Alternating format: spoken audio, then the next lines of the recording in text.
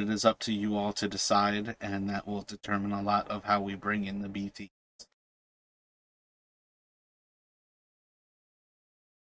Yes, I think as we're sitting outside the door to the entrance, having just seen the red brands barricaded against us, Justin was sort of step back, sort of motion to Burke and just say, like, I don't think we can get past them all. I'm not sure what we can do for our friends at the moment. Yeah, I don't see a strategy. We need help.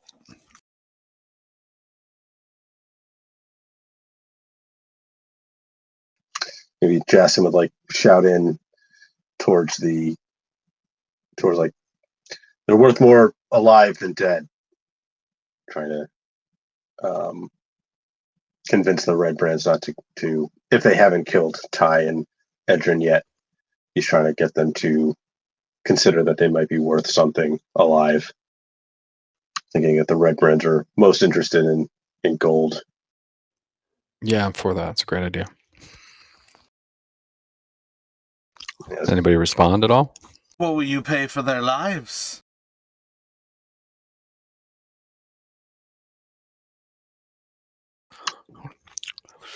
$100 gold each. Throw your bags in. Justin would whisper, Burke, do we have 100 gold each? Yeah, we do, actually. I'm not throwing it in there, though. I don't trust you that much. Bring them out. Show Well, they then haven't. it doesn't sound like they're worth more alive than dead. How do we know they're still alive now? You don't.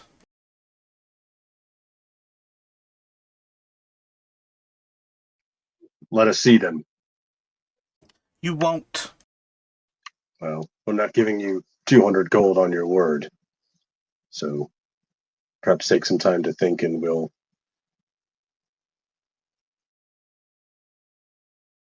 revisit this negotiation. Under the light of day. Your friends may never see the light of day again. 100 gold a head would go a long way for them to see it, though.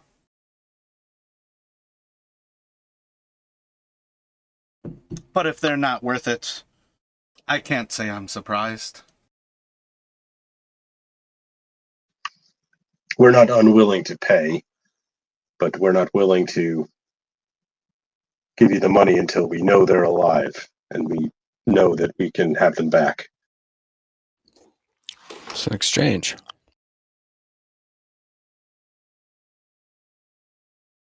You can exchange your coins through this window here, and if you'd like, I would be happy to hand their body parts out the window to you, if you like. You're the one in charge, then. Let's speak to No, your... I'm just the one here right now. The one in charge will be talking to your friends mighty shortly here. If they're worth so much money, I'm sure they'll find a way to take it out of them. They're worth nothing dead. Well, for those who don't know how to manipulate the dead, that might be true. Justin will kind of turn towards Burke like necromancer. Some sort of...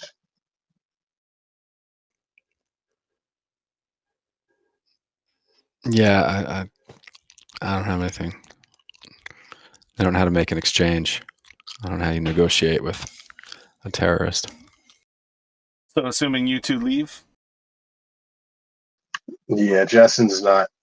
He doesn't want to leave them behind, but he's not willing to just send in 200 gold pieces. So I think we'd have to... I mean, Justin would turn towards Burke and just kind of give a little shrug and be like, maybe we can come up with a plan when we've got a little better rested. My head's starting to swim. It's been a long day. Yeah, I'm bleeding all over. So.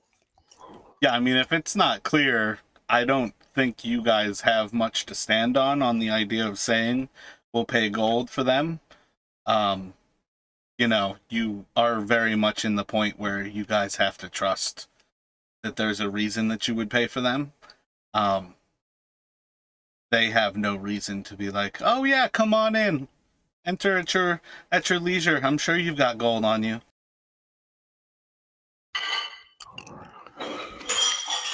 Yeah, I guess essentially he's just trying to sow a little bit of doubt that there might be some gold in it, and maybe that's just in the thought of gold, even if they aren't 100% sure that they can actually pay. Maybe it'll be enough to keep them alive at least for a day until Jason and Bert can figure something else out, and can maybe just like leave it at that as we head off. Copy that. Should we head to the orchard?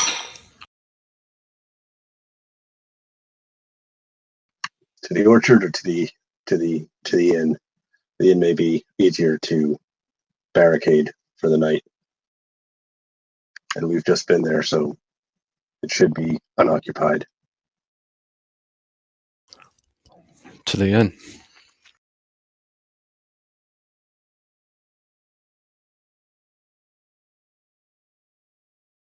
Yeah, so I think we'd start heading towards back from the Sleeping Giant back towards the Stone Hill. All right, at this time of night, the town seems pretty deserted, so there's not really much of anything going on as you head back towards the Stone Hill. How are you progressing in that direction? Are you all just going along the street?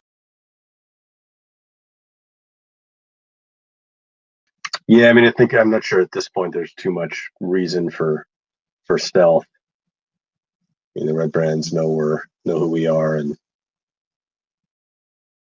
I think Jason suggests they head back towards the entrance to their room rather than going through the front door. So yeah, you can definitely head back to the Stone Hill, head back in through that back entrance. I believe last time you all went there, you went in and out that entrance. I think you already unlocked the door from on that inside. So that would be basically unlocked on that point there. But yeah, you all have the Stonehill Inn apparently empty and seemingly to yourselves. I think Jason suggests they take a little bit of time and sort of try and do what they can to barricade the main front entrance and also the back door. Like maybe there's some furniture they can move, or I think the front door had maybe like a bar on it that they could use.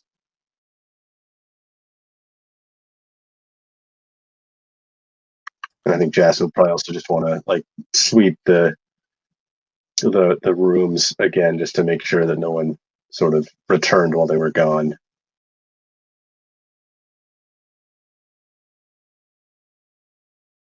Yeah, so I believe last time you all did not take the time to search all of the rooms. You were relatively sure that there was nothing going on, just sound-wise. You didn't hear anything auditorily. But you basically searched like the back, the room that the Stonehills themselves would stay in. I think your room, and I want to say the room that you saw Gundren stay in at one point when he stayed there. Right. I think the other like sleeping quarters I don't think we ever went in and checked those. Yep, that's basically what I was thinking, that like you searched 3 out of the 5 rooms that they have for rent. Or 2 out of the 5 rooms that they have for rent. And you searched 3 out of the total 6. But otherwise, everything seems to be in that same state. There doesn't appear to be any real activity happening in the least bit at the Stonehill Inn now. What time is it? At that point, you'd be like about like 1:30 or so. Like it's deep into the morning or into the night. Jason, don't you think they're going to come here looking for us? I hope not, but perhaps we can do our best to at least bar the door so that we'll be alerted if they do.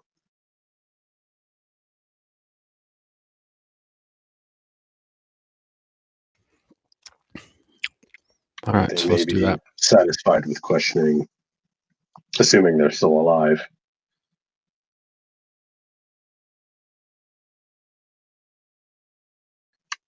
So can Jason also? He would probably maybe if he spread some of the caltrops that he had gotten from Linian's sort of in front of the main front entrance. Can he? Are those the sort of thing that he can recover the next morning? Like if he takes some time.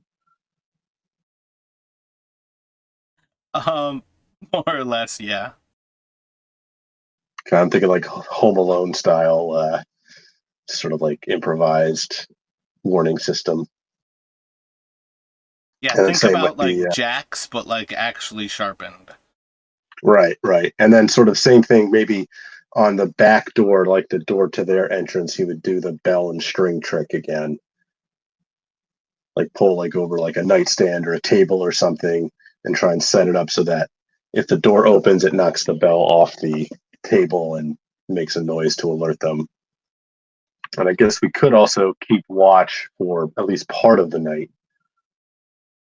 Yeah, each of you can watch for basically 2 hours. So there's 4 hours that you're going to go without a watch. Right. So I would say maybe like it would make sense to take a watch, you know, immediately to see if they come immediately after them. So maybe Jason can if Burke's looking kind of hurt, Jason will offer to take that first 2 hour watch. Yeah, great. Burke is wrecked. Let me get 2 perception checks from you. Or I mean it's up to you if you want to use the 13 and the 19. That's fine.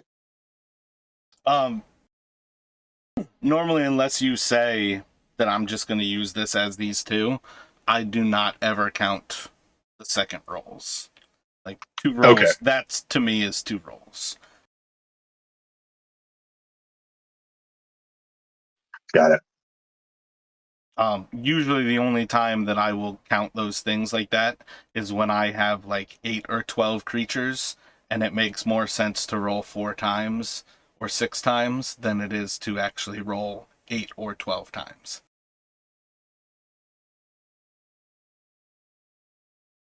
Okay.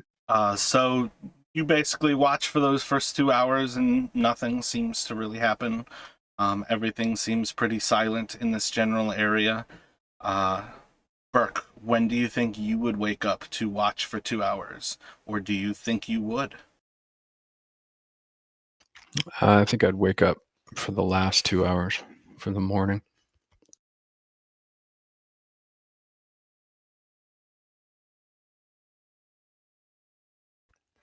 Burke's an early riser, apparently. Let me get 2 perception checks from you.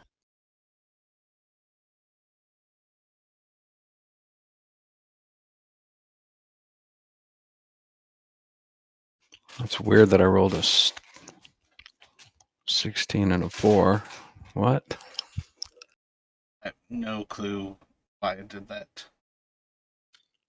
Yeah, It I mean, I hit the same seems button. I hit the like, same button yeah, twice in a row. seems like a roll 20 macro on the second one.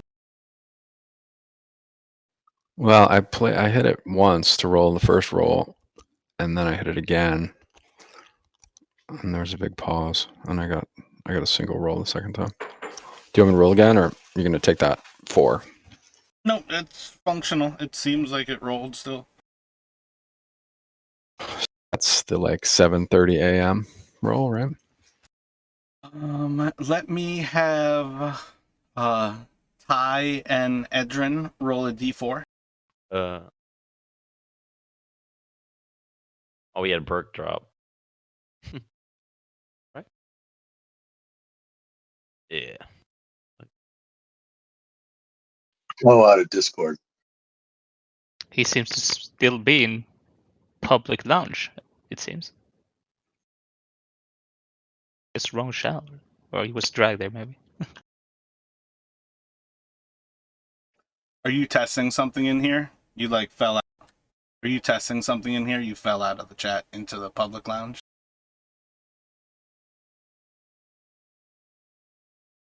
Nope, didn't mean to. Oh, did something happen or no? I fell out of the public chat into the. Okay. Anyway, I don't know. I didn't do anything, but I was sitting by myself, so thanks for coming to get me. Alrighty, so I thought something happened in game. It was like a character rescue.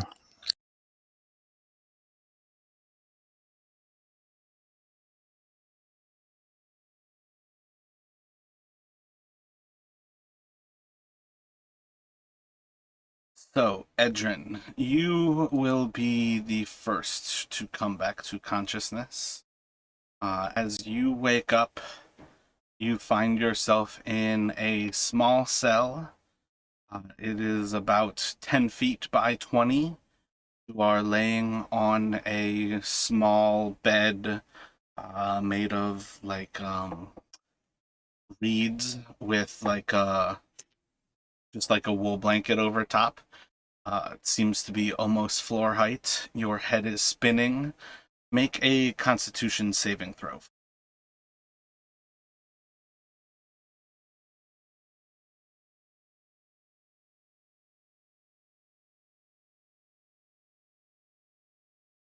So within a few moments, you kind of gather your senses. There seems to be a human male in the cell with you, about the 15, 20 feet to your right. He seems to be along one wall. Your bed is almost like perpendicular to his, where your head is like 10 feet from his feet, and then your feet seem to be facing the cell wall of this room. As you kind of look around, you see there seems to be two humans outside of this cell. And then let me have you do a perception check.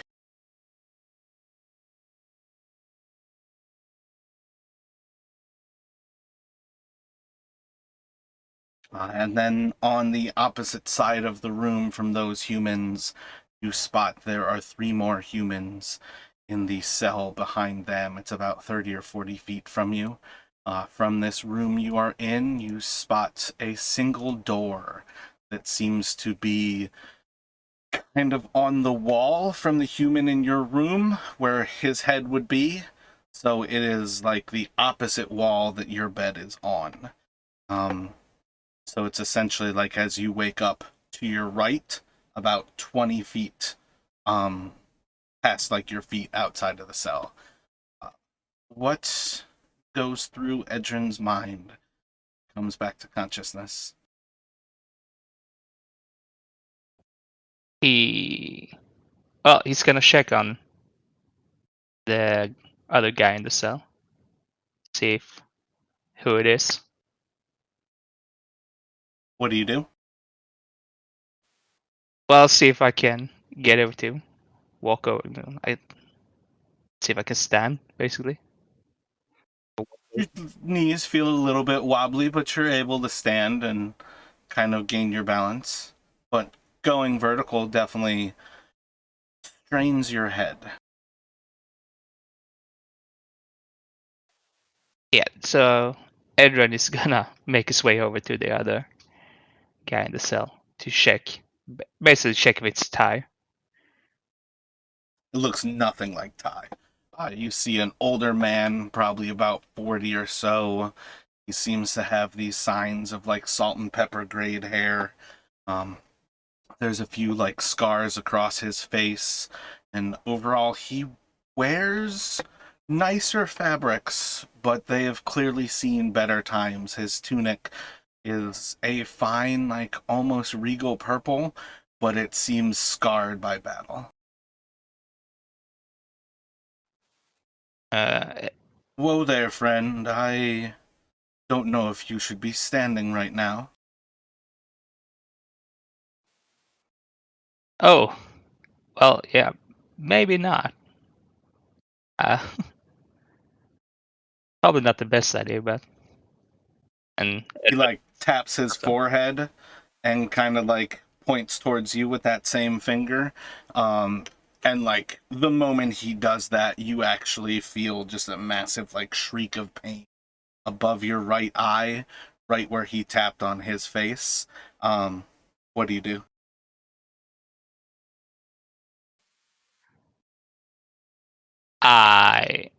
Well, sit down and places my head and places his hands on his face to see if like there's something wrong or if it's something else. Place your hands on your face as you remove them. You actually see bits of dried blood on your hand, but more than that, you actually feel like massive amounts of blood has dried to your face. Oh yeah, that's not good.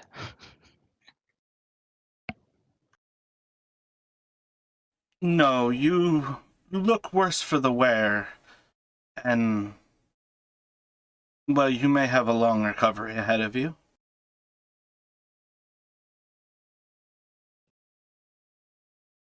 Yeah, probably.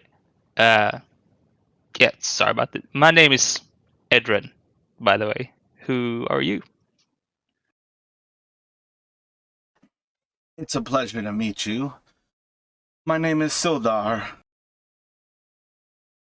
How have you found yourself on the wrong side of this band of ruffians? Well, they didn't seem to like me using magic on them, basically. They kind of take offense to that.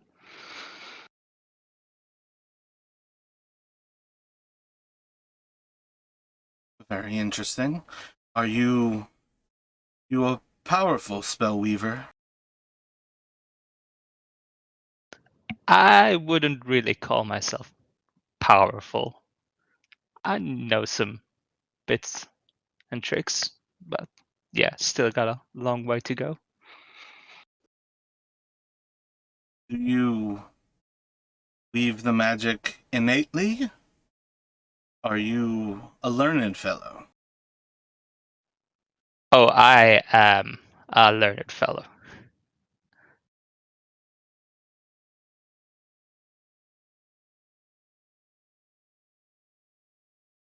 No magic from birth here, sorry to say.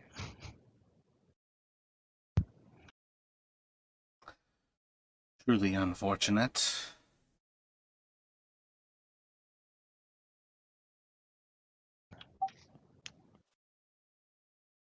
Do you have anything else that you'd like to ask of him?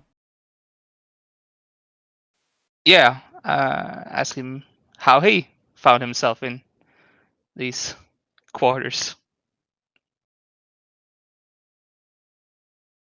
I was sent to this town to be the law.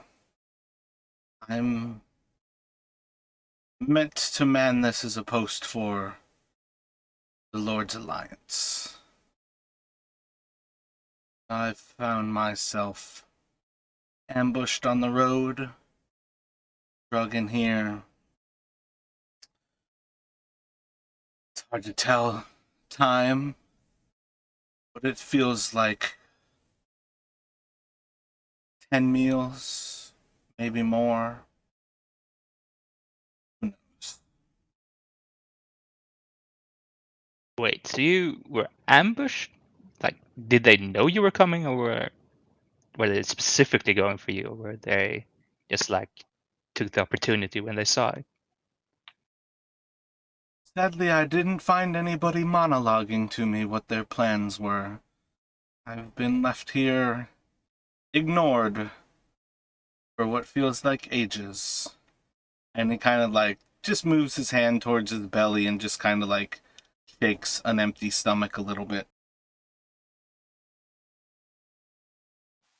Yeah, I'm guessing they're not really up to feeding 3 meals a day here.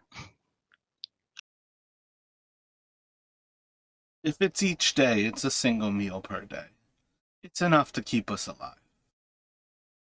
Though I know not why. They haven't done anything to you, or Like, well, anything physical. He kind of turns his face to you a little bit, and it seems like he has some signs of having his orbital, like his eye socket, broken. But it's hard to actually tell. There's minor bruising remaining on his face. That looks like it hurts. I've had worse in my younger years.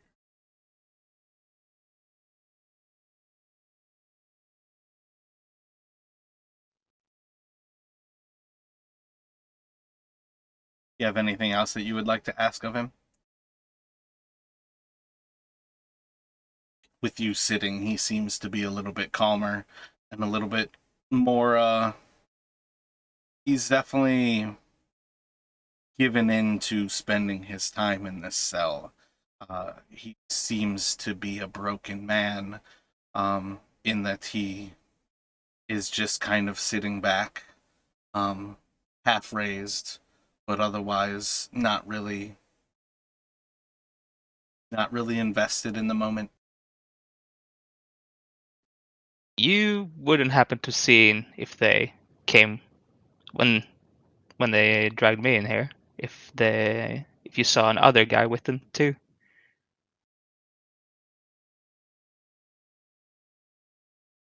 Points down towards the um, kind of like towards where your feet would point in bed, where you would have seen the second cell. There's one bed along that same wall in almost the mirrored position, and he's kind of pointing towards the body in that bed. And it would seem that he's pointing Tyrell out as laying on that body. You'll see there seems to be another figure in a kind of mirror bed from his, where the head is towards the wall that has the door on it. Um, Again, just for like the sake of description, the west wall is the one with the door. You're sleeping on the east wall, and the other cell is on the south wall. So he's pointing off to that. You see what appears to be Tyrell's body against that east wall bed, and you see there seems to be a human male kind of like bent over Tyrell, seemingly like dabbing like a rag or something across his head. Edren calls out to the man in the other cell, asking, You there, keep it down. "Right, One of the sorry." guards from in the middle kind of peeps up. Okay, But so they you do see a look from the man in the south cell who seems to be taking care of Tyrell, but he doesn't actually call out in response.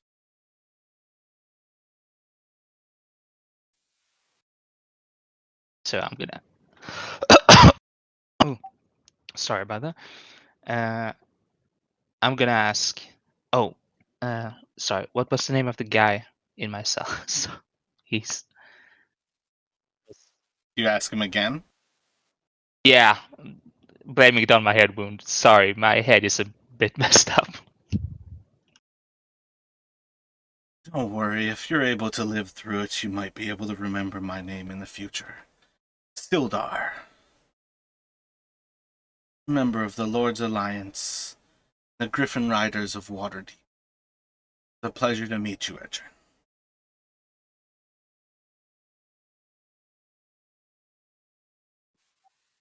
Pleasure to meet you too, Scylla. You wouldn't happen to know who the guy in the other cell is? I've never seen either of the other two. They brought you in with the one who seems to be passed out. The other two have been here for a few meals. 2, 3. Hard to tell. But he wasn't here when you first got here. Brought me in, and I was here alone for many days.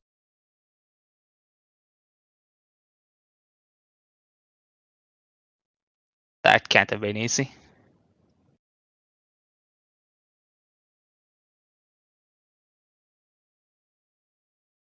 Isolation is one of the best forms of torture. If they had only asked me anything, I might find it meaningful.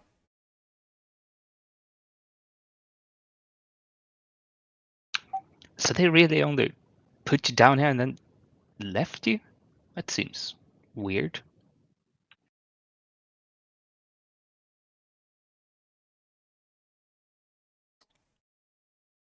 It's perhaps intriguing. Do an insight check for me, Edrin.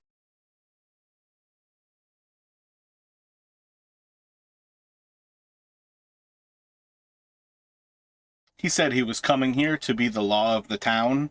If they keep him there and he's not on the surface, they have free reign.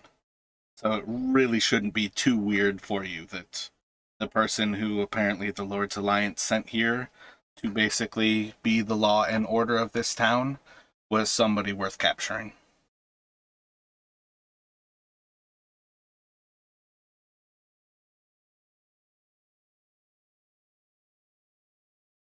So unless you have any other thoughts at present, we're going to go to Ty.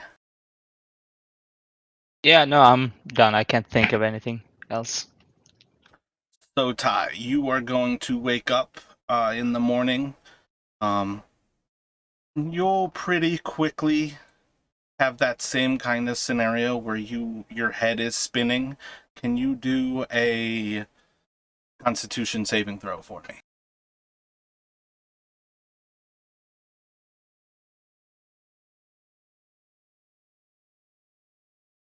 Excellent. So you two are able to quickly gain your disposition as you come to consciousness.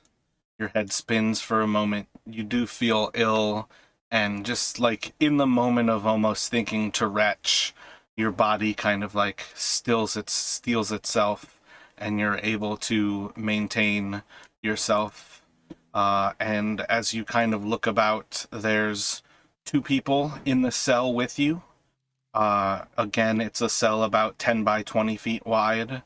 You feel pretty quickly your face comes back to recognize that you are in the cell with the Stonehills. Both Toblin and Trelena are in the cell with you. You notice after a moment there are two guards to the north of you, as well as two more humans who seem to be in the cell to the north of you, about 30 or 40 feet away. Can you do a perception check for me, Ty? Yep. Damn it. So yeah, that's pretty much what you gather there as you kind of come to consciousness. What do you do?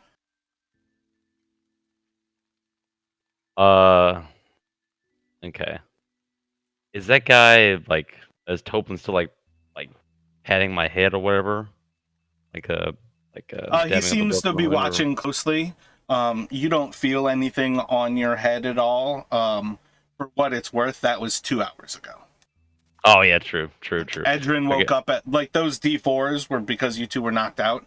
Edrin woke up after 2 hours, so at 3 in the morning, and you would be waking up at 5 in the morning.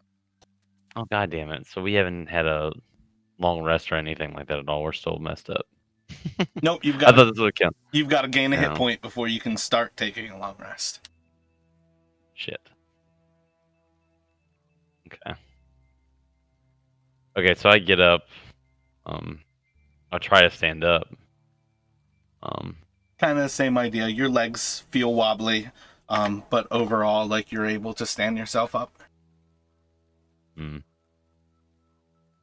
kind of look at the stone hills. How do they look? Do they look like messed up, or?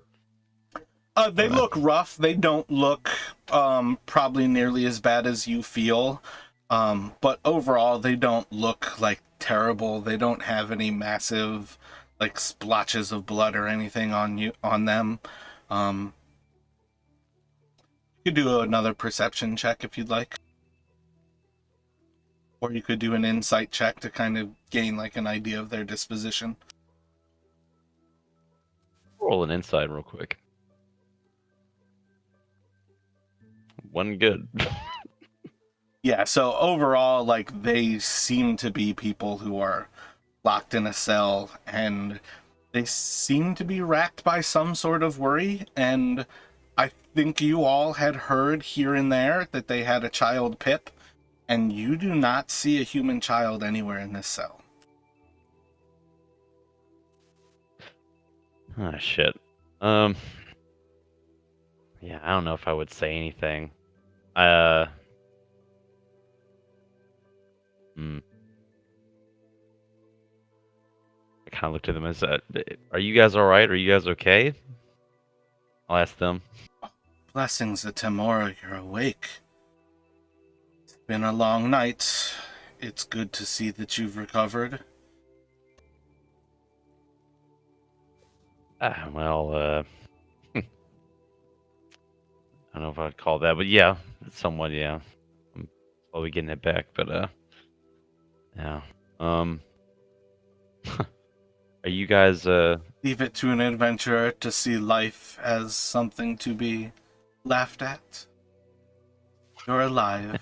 It may not feel that well, but rest assured, you have only up to go.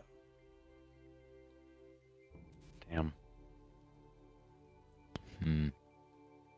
And they're right there. Yeah, these cars are right here, so it's kind of Yeah, not a they're very like 10, private 15 conversation. feet away from you. Yeah. Yeah, I'm Like, kind of surprised while I'm you're alive. sitting there, there's little points where, like, you seem to, like, get their attention, where they, like, kind of look over at you all. But overall, they seem to be just kind of sitting back on chairs, almost leaned back, just somewhat, like, relaxing.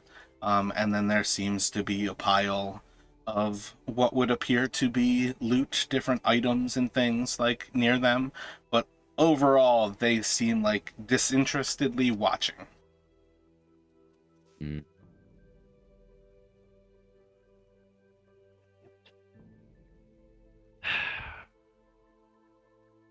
I hate this shit. Well, if you Heard don't about have anything in particular, we're going to pop over to the B team. Yep. They're waiting right there. I hate this shit. And we'll cut the end scene. Yeah, I mean, 100%, that's literally meant for you all to have the understanding that they are there, and to get your first, like, step into...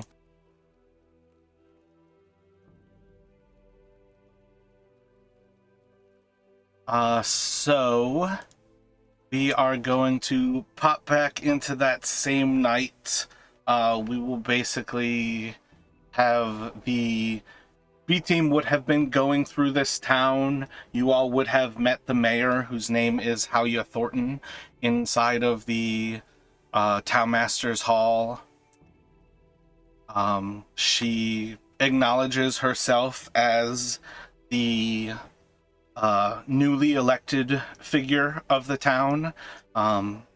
She's very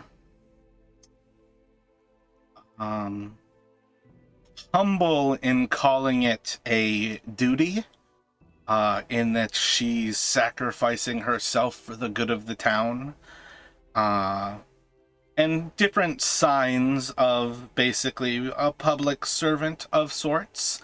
But she seems to be enjoying the seat that she sits in as well as you all meet her.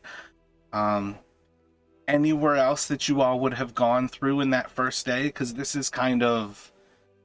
I think what it's going to be is that night is going to be when you all would have been going about that last session for the A-team group.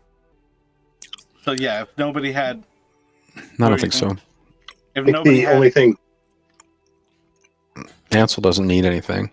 I think the only thing Vanton needed was a new longsword, but I don't think he can afford one right now anyway. So, at some point, had you gone to the Lion Shield Coster to actually see, you would have recognized the actual, like, armor sign when you were leaving the Townmaster's Hall. You could meet Lin Yen, and she seems very standoffish.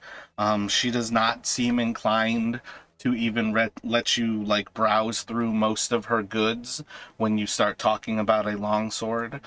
She doesn't seem inclined to even give you a price for what it would cost to replace your longsword.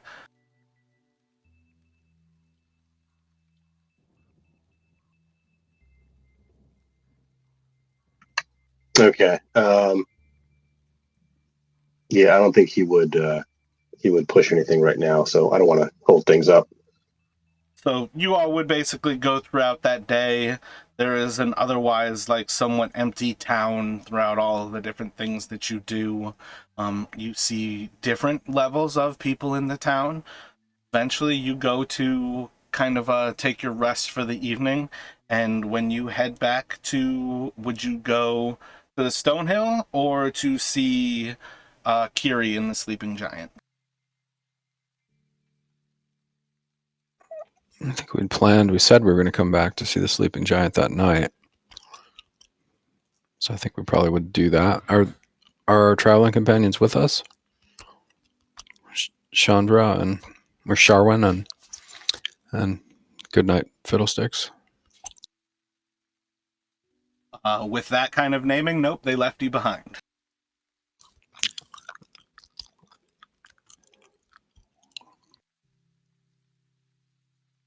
So you all are welcome to go back to the Sleeping Giant.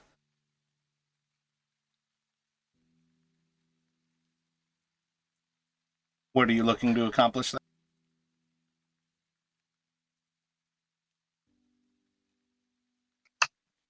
And so at this point, is Ezra with us? Yeah, you would have all four of you at that point. It would be Victor, Ezra, Ansel, and Vanton. Okay. In which case, as well, Ty, you can introduce Victor. Okay. So they know as like people, but basically it's still under the idea that this is the mercenary crew that you all would have left Neverwinter with. Okay. Yeah. Like a Name's basic Victor. idea of what they see. Yeah. It's a dude with a I don't know if I can pull up the picture, but I can't change my shit. What do He's you got like remember the of what he looks like? yeah. He's just he's kind of got a he's brown hair, green eyes. He's wearing leather armor. Um, you don't see any other weapons on him except for these. He's got 2 daggers and a hand axe. Um, I haven't really thought about anything else about what he looks like really. He's a pretty basic dude.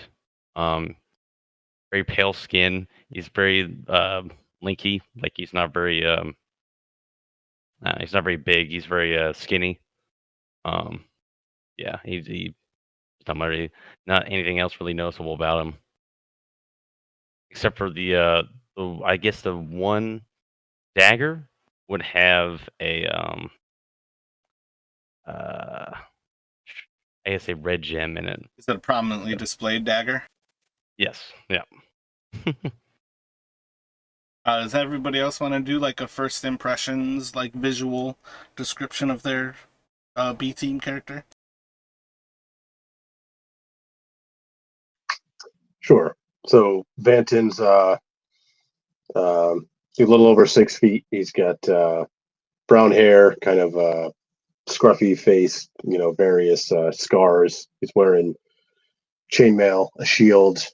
He's got a long sword and a couple hand axes visible. He looks very much kind of like your quintessential mercenary soldier type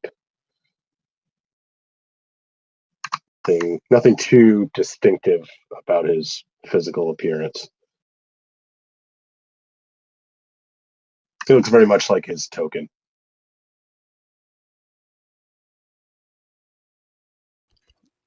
Ansel's thin, wearing leather. He's got a long bow, a couple of daggers. He's got a scimitar. Doesn't seem like he uses it much. Very nondescript. Sort of quiet. Stays in the background, keeping an eye on everything.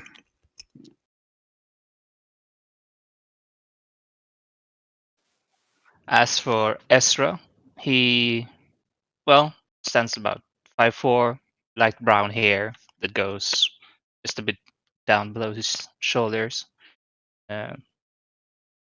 Fair skin, dark brown eyes. He's not the most muscular dudes you'll see, but he's not skinny either. He has leather armor on him. He's equipped with a scimitar and a shield. See? Well, seems like maybe a bit dirty too, but otherwise nothing else really standing out. So with the idea of going to the Stonehill Inn, what would you all like to plan? What would you like to do?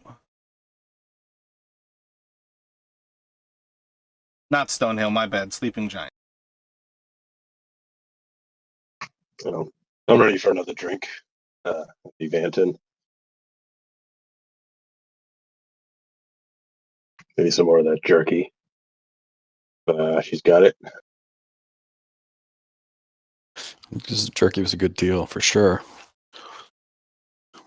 Curious to see how she does with a bar full of patrons. Do you think there's anybody there at night? Can't be any emptier than last time. Pretty dead in this town, but I'll go ahead and head over there, I guess.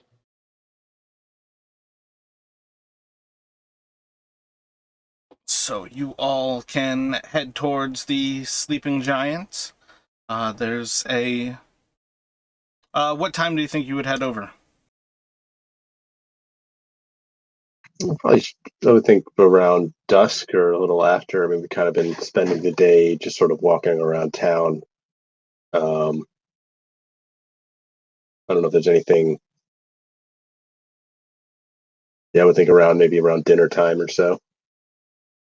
Does anyone else have any thoughts on that? So you're saying like what, like after 10 or something? What time are you saying? No, probably earlier than that. I mean, I guess 6-ish. Oh, okay. Yeah. Yep. sort of happy hour-ish time. I agree. Yeah, so as you all head over, you see the familiar face of Kiri behind bar. And as you enter into this place, you see about 5 people inside of the tavern itself, sitting at 3 different kind of spots. There seems to be one person sitting at the bar, keeping a conversation with Kiri, and then 2 different people at 2 different tables, somewhat towards the back of the tavern itself, who seem to be going about their business.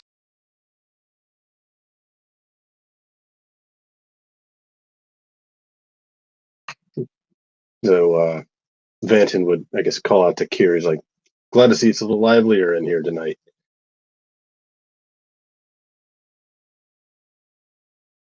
A round of ale for me and my friends here when you have a chance.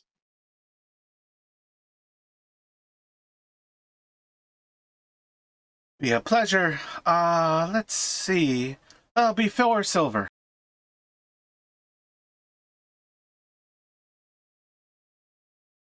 Well, Vanton will let the others pay for their drinks, and he'll pull out a silver. He'll sort of gesture towards a table.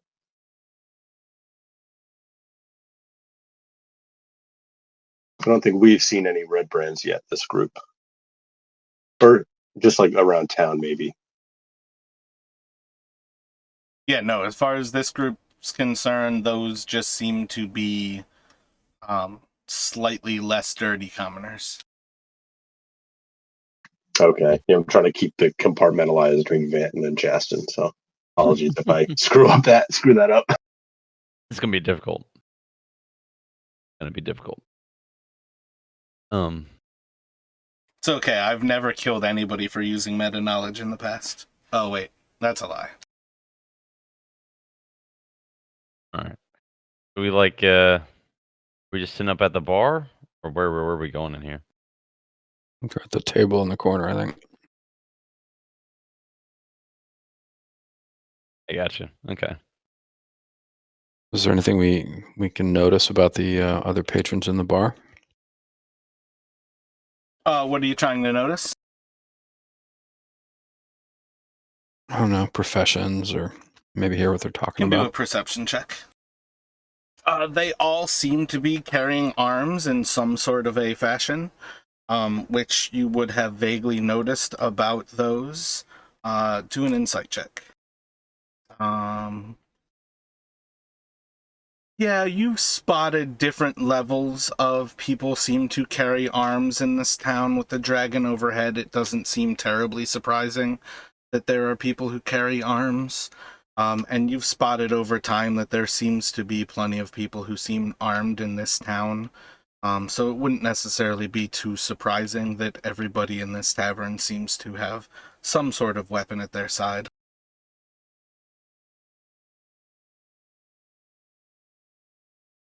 Let's see. I think overall, background-wise, you all have a pretty good splatter where I don't think it would be surprising for people to kind of have a level of understanding that, like, once a dragon is clearly a threat for a town, things change very quickly where everybody has to be armed at all times. Would we have noticed any sort of odd looks when we walked in? Like, does it look like the other patrons took any particular notice of us when we walked in? Do an insight check for me.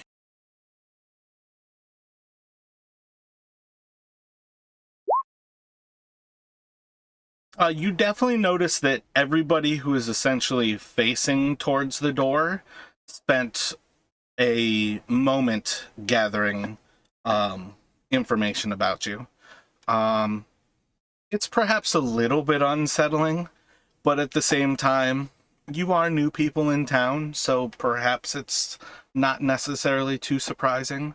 It's not the first time that you've been unsettling to commoners as you enter into a new place. But it does seem like a little bit more of time spent looking you over than is perhaps necessary when you're openly carrying your weaponry. Okay. Vanton might try to sort of angle himself so that he's not directly facing. Essentially, wants to try and sort of move his chair so he can keep kind of like a keep his peripheral vision in the wider sense of the bar, just instinctually. I'll when we have walked in, there's no fourth chair at this table. So Victor would have grabbed one of the chairs from the other table and slowly dragged the chair to the other table. Very Like as though classic it's scene where you're like Yep. Yep. He's like, yep, sorry about that. everybody looks up at you as you drag the chair across. Like, "Hey, how's it going? Good evening." I sit down. Drink the beer. Do a charisma performance for me. Here's a moment. Okay, so okay, I got you.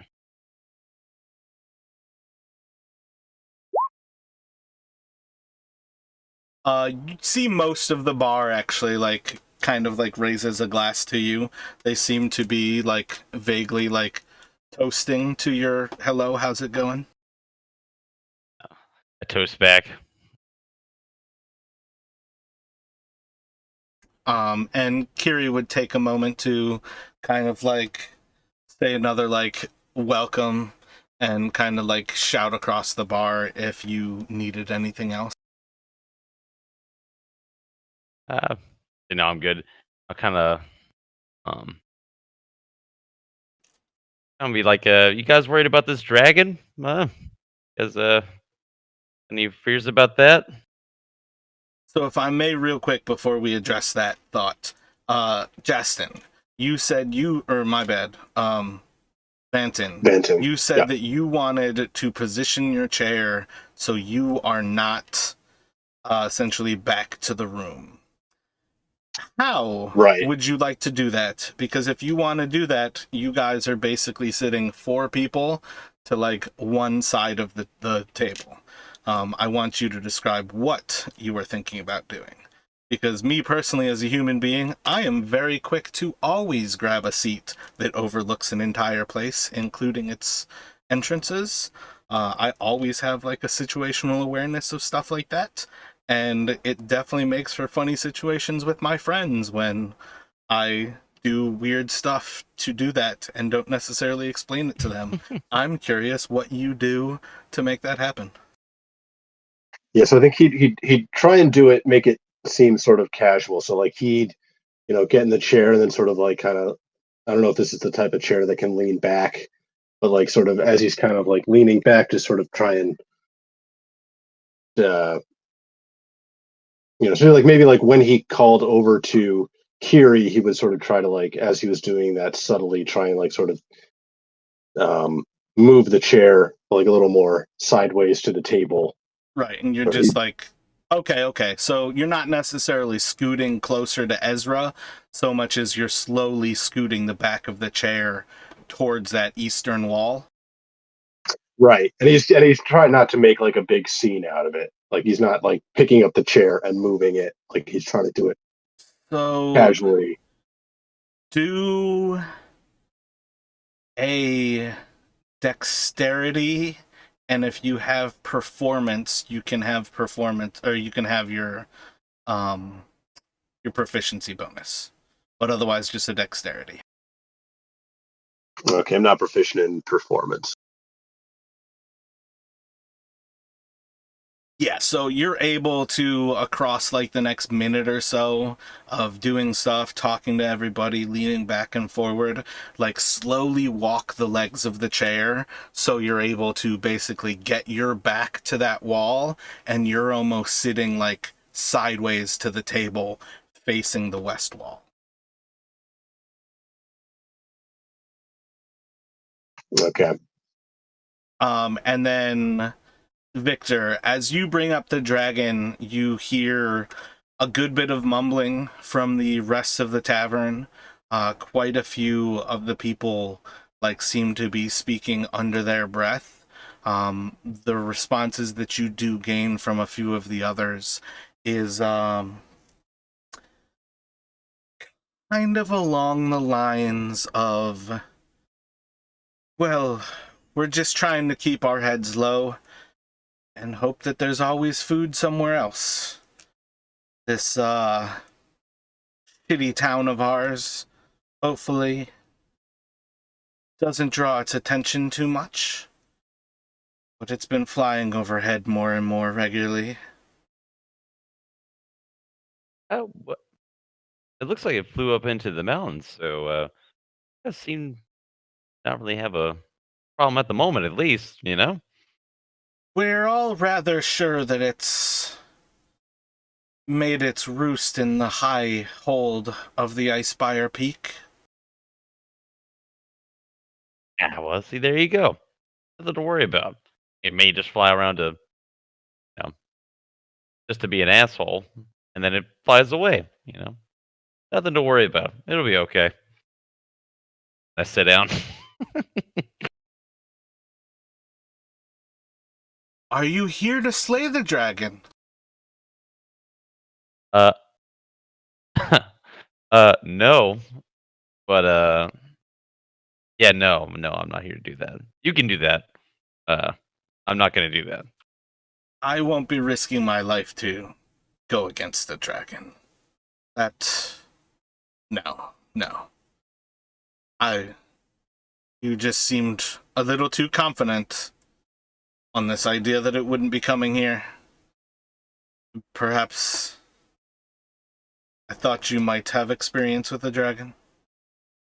I'm not just thinking about if it, just flew over so many times. You would think, it was gonna come down and destroy some stuff, then would have done it by now. What do you think? I take a drink. Don't jinx it, Vic. Don't jinx it, Victor. Oh yeah, true. So Katie Phantom would say that like good naturedly and kind of just like take a drink. I'll knock on He wood. just I'll bust some knock on the chops. table. I'll knock on the wood. I don't know much about dragons, but I assume if it flies away for a meal, it's going to stop where it finds its biggest meal. And I am perhaps It's most definitely not worried this that one place. day it will be here.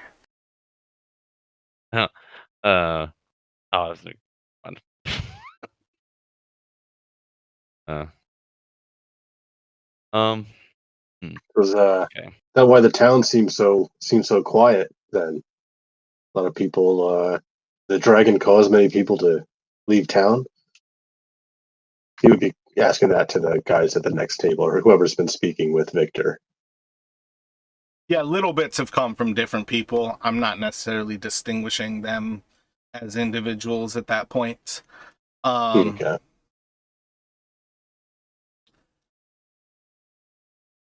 But let's see.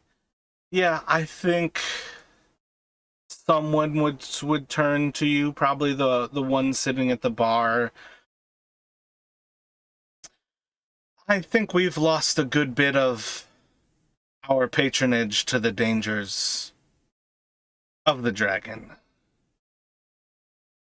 I don't believe the miners who would keep this town necessary are still willing to go out into the mountains when it's so clearly a dragon's domain.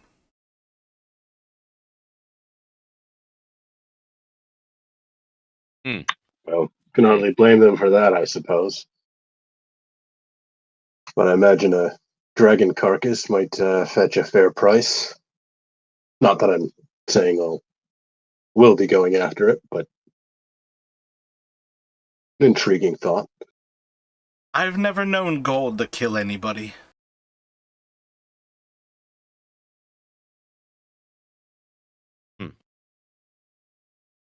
Oh, well, I imagine if you got a.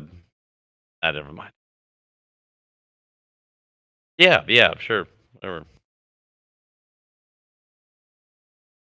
Um, I want to gonna ask him. Yeah, well, never mind the dragon. You guys have a good bit of orcs coming around here. Any orcs come by?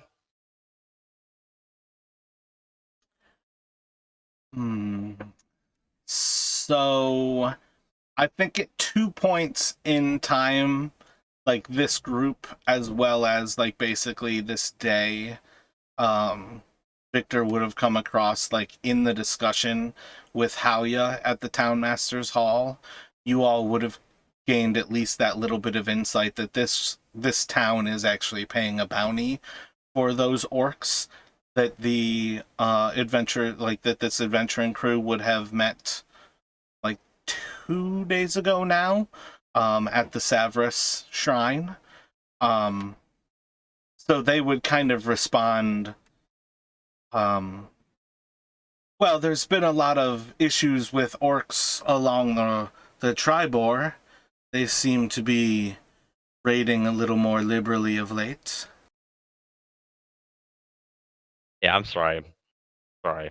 I was kind of getting at that for the the bounty. He wouldn't have known that. Never mind. I was trying to get money for the bounty. Yeah, that's Okay. like actually a town bounty that's basically been levied.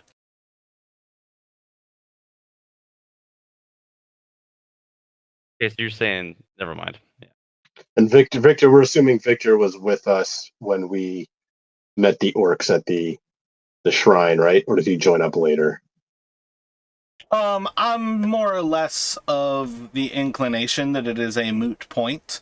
I would rather get everybody into the actual session than worrying about the finer details. I think it would be most viable to say he was with the group and perhaps doing something else necessary at that time rather than actually be there. But that he was basically traveling with you all for the rest of the time. Okay, yeah, I mean, the only reason I ask is because probably I would think like after we heard about the orcs sort of causing trouble around town, we might realize that they might be the same orcs that we met at the shrine.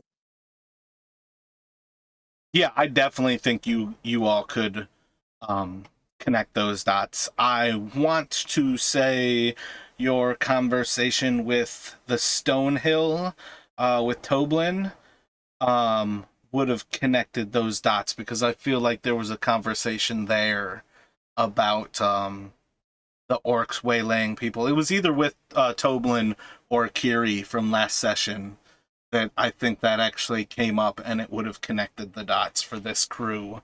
That those orcs that you met were among those who have been um, like harassing this road. But with that in mind, I also don't think, is it Ansel? I think is an orc like hunter of sorts. You would well enough recognize that just because you saw some orcs doesn't mean that you saw all of the orcs. And it's entirely viable that the orcs displaced from the hold that the dragon is currently keeping may have turned into multiple groups of orcs that are staying in smaller locations because they basically squabble. And if somebody got displaced from their hold, that orc leader probably died to the dragon in the fight. That there's nobody else who leads that crew. And it's the same idea of why they knocked out Vanton after you were leaving the shrine, is that to show any sort of weakness without that dominance is a great way for them to lose power. That's a part of what would have happened. So you all don't know that those are the only orcs, but you certainly know enough that those are likely the same orcs. Okay. So then it would. He's going to ask the rest of the group if they're up for another round.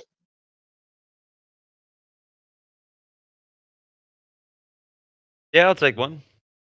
Sure. Ezra says, "Yeah, no, thank you for me. I'm okay with yes one." Suit yourself. He'll call over to Kiri for another three more ales. So she'll head on over with the ales. She'll like come by, pick up the actual mugs from you, go back and return to the keg and actually fill them, and then come back with the three. As she kind of like stands over the table, hand out, like waiting for the payment. As she's waiting for the payment, Ezra's gonna ask if she has any fruits, dried or otherwise. Guess I'll take that as a no.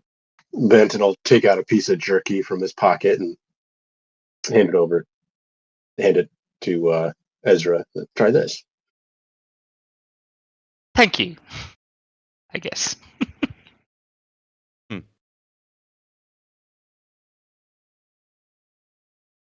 I feel like Banton, like during the entire walk around town, just at random times, would have been pulling pieces of jerky out and eating them. From the last time he took them, when she brought over like a ton the last time we were here, just like constantly snacking.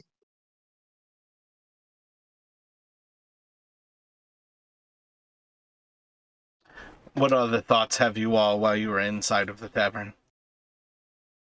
So Benton would lean towards the others and ask them if they think it might be a good idea to ask the some of the other patrons whether they might have seen any dwarves about. I think we had asked Kiri, or should we keep that to ourselves for now? No, I think we want to find some dwarves. It's a good idea. Yeah, Ezra's agrees, thinking doesn't see any harm in asking at least. They seem all right. They seem like pretty good guys. You guys are making so many friends. I think it'd be good to find out.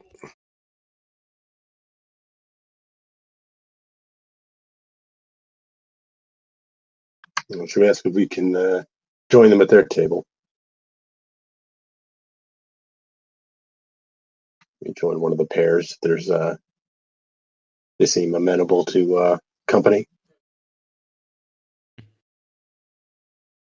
Yeah, let's do it.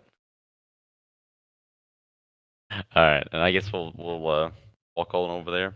I'll pick up my chair this time.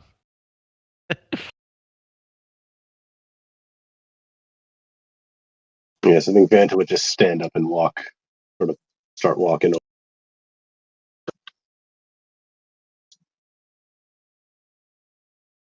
I think Ezra and Ansel are deeply involved in a discussion about the woods.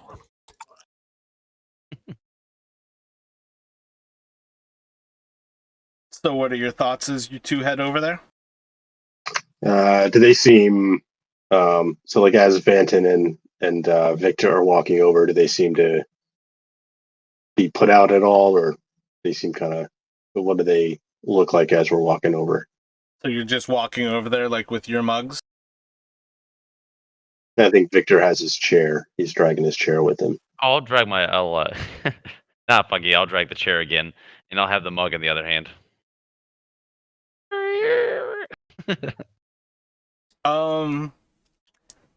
Let's see. Let's have the two of you roll an insight check. The two at that table just kind of go silent, and each one seems to be staring at you two. Just quietly looking at you, sitting there. So Vanton would he'd be standing sort of by the table and just sort of he'd put his mug down on the table and be like, The What guy if we, closest to you is going to reach for your mug. Vanton will he'll sort of like instinctively move to take it away and then stop and then just be like, like a little nod.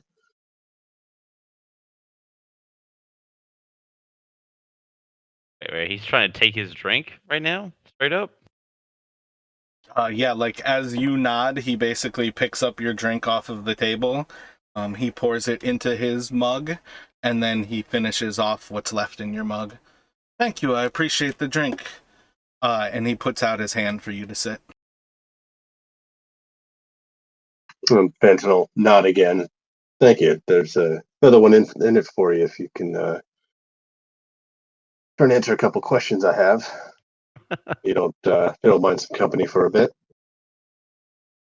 Company buying drinks, never too unwelcome. Glad to hear it. And he'll take a seat. He doesn't know what the fuck he just witnessed. He's gonna sit down. They both look across to Victor and almost in unison, "Excuse me." Yeah, what's up? Oh, he's all right. He's with me. You see the other one wave his like palm up fingers, like kind of like the forefinger, like pass it over.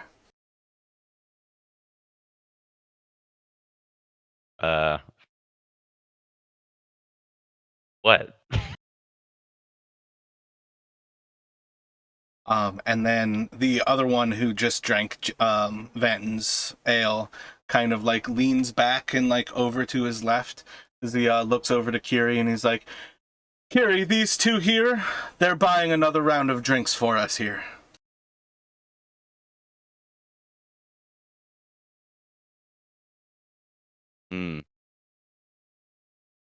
Sure.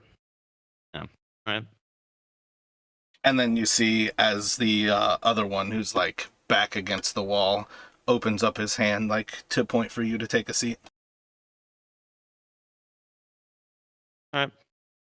I sit down. I look a very whatever. Yeah, I'll just sit down.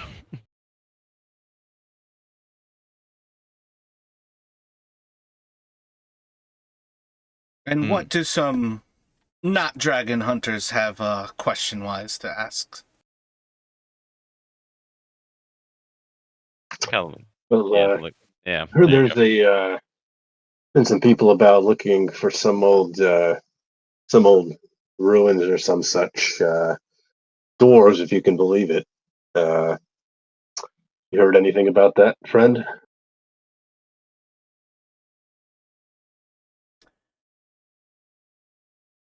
They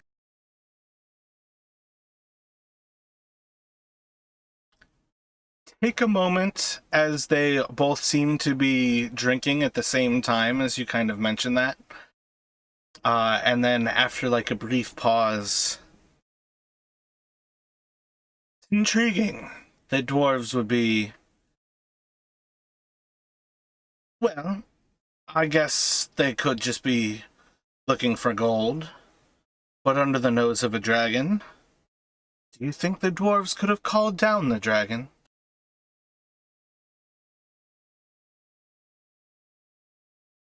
Sorry, calmed him down?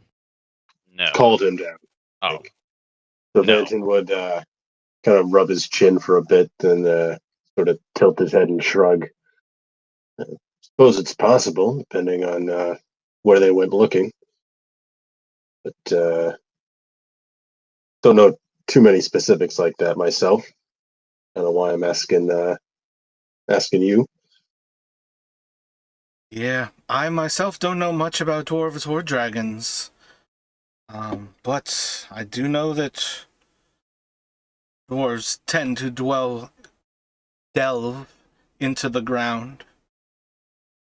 So, in these parts, they must be looking for gold.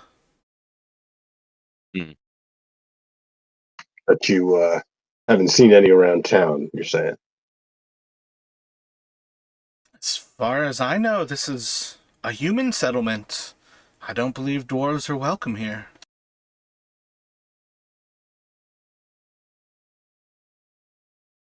Fair enough, fair enough.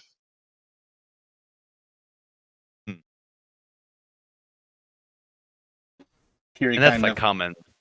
Sorry. Kiri kind of comes by at that point, and she sets down 4 ales, and looks to Victor and Vanton to pay for the ales. Don't So worry, I got this one. I'll throw a 2 gold pieces. All I got is No, like no, 10 no. gold. 4 silver. They're like she's doing like a silver and ale. Okay. Yeah, I'll throw a gold like change back. She like bites into it and walks away. Shit. Damn it. All right. I guess you got a tab now, Victor. Yeah. Anyway, so they don't know anything. Fucking orbs. All right. So where are most of these where do most of these miners spend their time now that they've been scared off by the dragon? In case I wanted to talk to a few of them, if any you happen to know. I've not really met any miners myself. I'm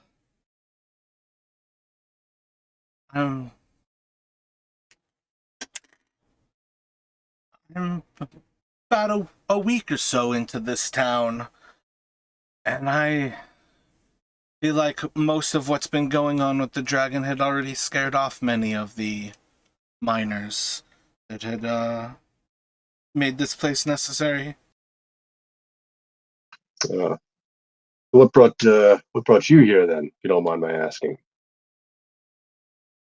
Coin, promises of money to be made, protecting weak little people who can't protect themselves.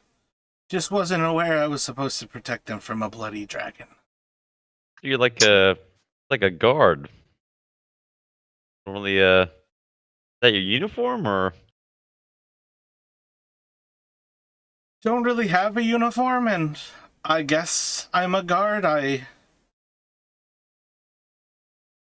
We get occasional orders. Most of the time it's enough that we're supposed to keep the peace here in town.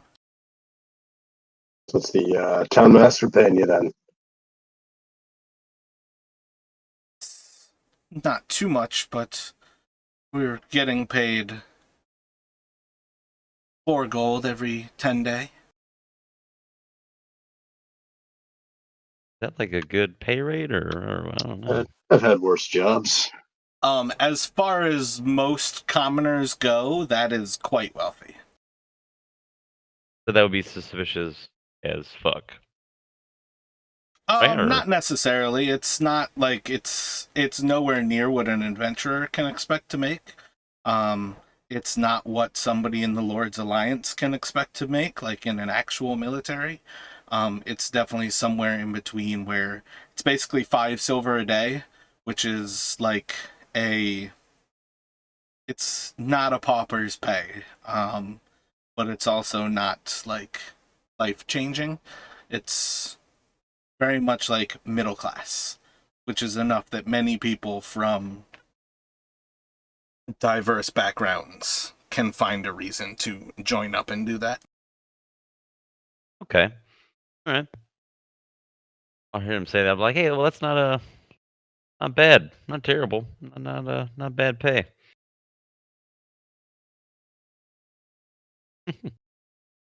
Ansel and Ezra, are the two of you simply reminiscing about the forest? Is there anything that you are trying to accomplish?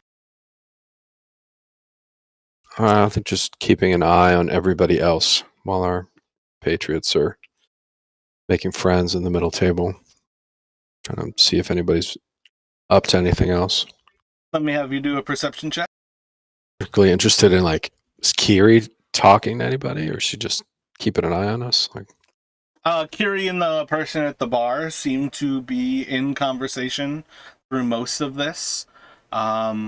The two people sitting at the north end seem to have at some point moved to like sit closer to each other. They started to roll dice.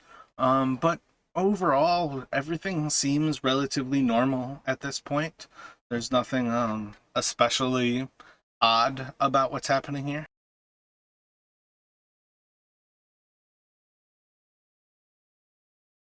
great. I'm interested in that dice game. How about you, Ezra?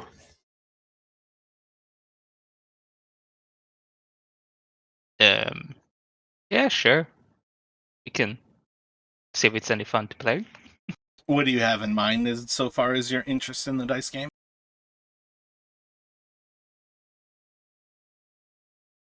I'm gonna go over and see if we can join them. See if we can earn a few coins. Dice being a favorite hobby of Ansel's. What have you got in mind? Just walk over to the table and ask them, "Hey, can we join you guys? We got a couple of coins." Ezra will basically just tag along because, well, never played dice before, so this is completely. I don't know. I'm gonna teach you. It's gonna be great. You both have coins to lose. He's got more to lose than I do, but yeah. A handful. What are you playing for? What are the stakes? Stakes. I think I'm gonna have to learn something here. So how do I play again?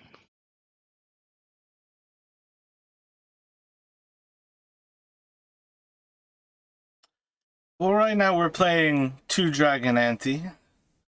Playing for 2 silver a round. But if you'd like to get in, we can switch it to a rotation.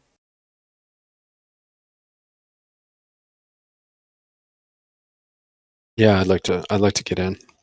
We'll teach you as we go, Ezra. You're gonna do great. Okay, I'm in. Seems like it could be fun.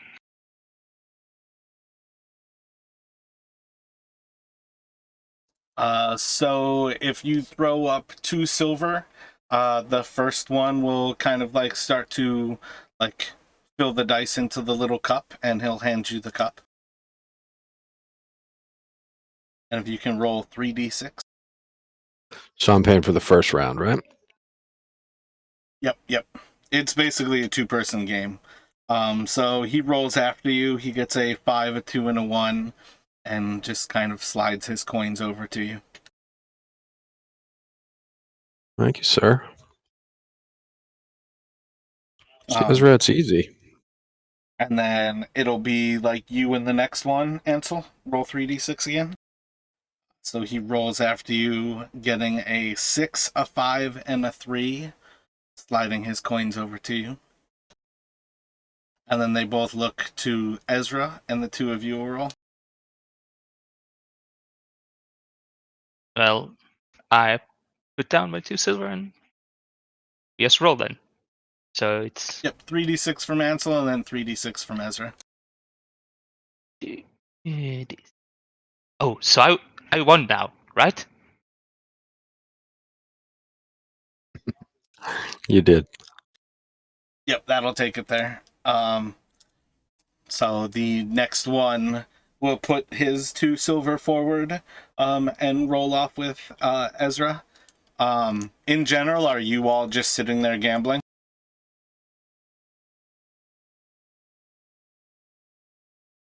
Yeah, I think we're gambling, but the stakes are high. I'm curious where these guys are coming up with so much cash. Hey, yo, Well, fuck the campaign.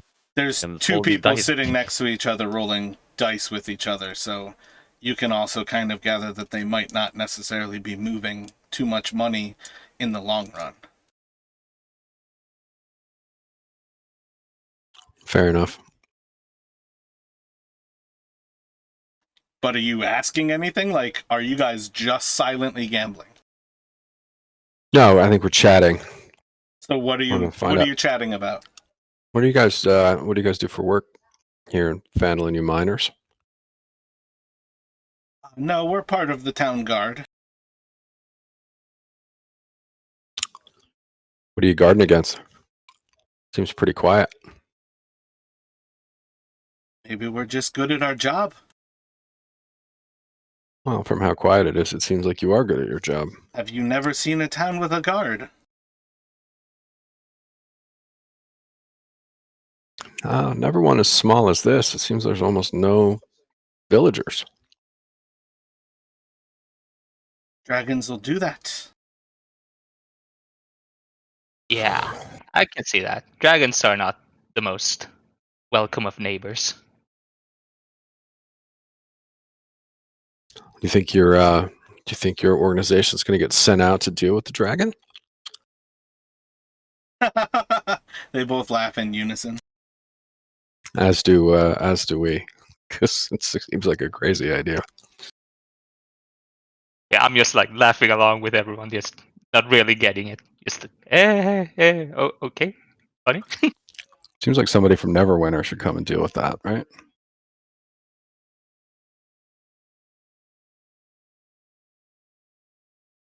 Perhaps. I think most royals would expect at some point to be able to hire some adventurers to come and do their dirty work. How much do you think somebody would, like a group of adventurers, would charge for that? Must be amazingly lucrative. I don't think you charge for a dragon. I think you give access to part of the horde for killing them, because you don't pay those who fail. But that's part of why I'll never go after a dragon. How much of a horde would it take? Like, how much gold would it take you to go up there? Is there no number? I don't know how to count that high.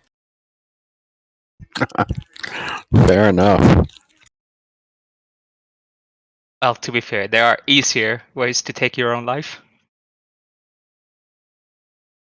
Have you given this some thought, Here, Ezra? here. They both toast to that thought that there's easier ways to die. Ansel tries to catch Vanton's eye and give him a nod, like, we're ready to get out of here. So Benton will see that. He'll sort of give a slight nod in response, and he'll turn towards the 2 guys at the table and just sort of like, I think we're going to be heading out, but thanks for your time. And he'll hold out his hand and introduce himself as, name's Vanton. This is Victor. You know, I mean, you don't have to come up with names if you don't want. The first one who took your ale kind of shakes your hand, and he calls himself Bjorn. And then the other one gives him his name as Tarbaugh. Fuck. What's that dude's name? Guy who took our money the first time. Well, the I other am guy's pretty name. sure I killed him off in one of the, or rather, I'm pretty sure I placed him into one of the battles where you all massacred everybody. Okay. So I'm okay. pretty sure I've already killed that guy. I would have to look through my notes. That would just be But there funny if was, we ran into him. Yeah, his name was Strunk. yeah, strong. That's it. I'm pretty Yeah. sure he was in that big fight that was behind the the Townmaster's Hall when you Mhm. guys massacred everybody at kind of the start of this. Because he was coming there.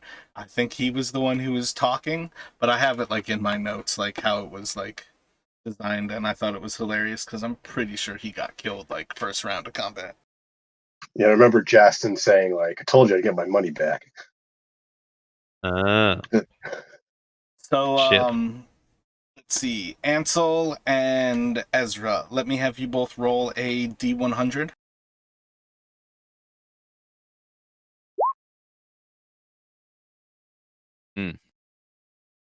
So Ezra, you do not come ahead in the long run, but you do pretty much break even.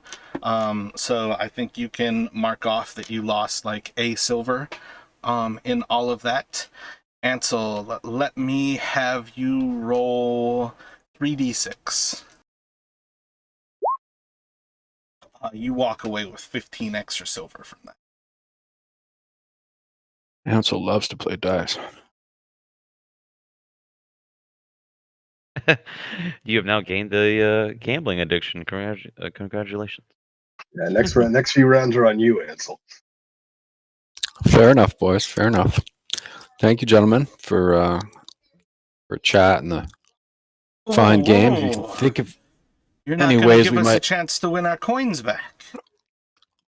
Well, you've had a chance for the last Hmm. 20 minutes or so, right? Well, could you buy us an ale? Certainly. Kiri, ales for my friends here. And we were just fucking Might as everybody well. drunk at this bar. Might as well play some more dice while we drink together. Well, we got to go. That guy's my boss over there, and he's giving me the high sign that it's time to go to work. Slaps his friend on the back and he says, well, it's worth a try. At least we got the ales. Thank you, friends. You have a great night here in our wonderful town. Don't get into too much trouble.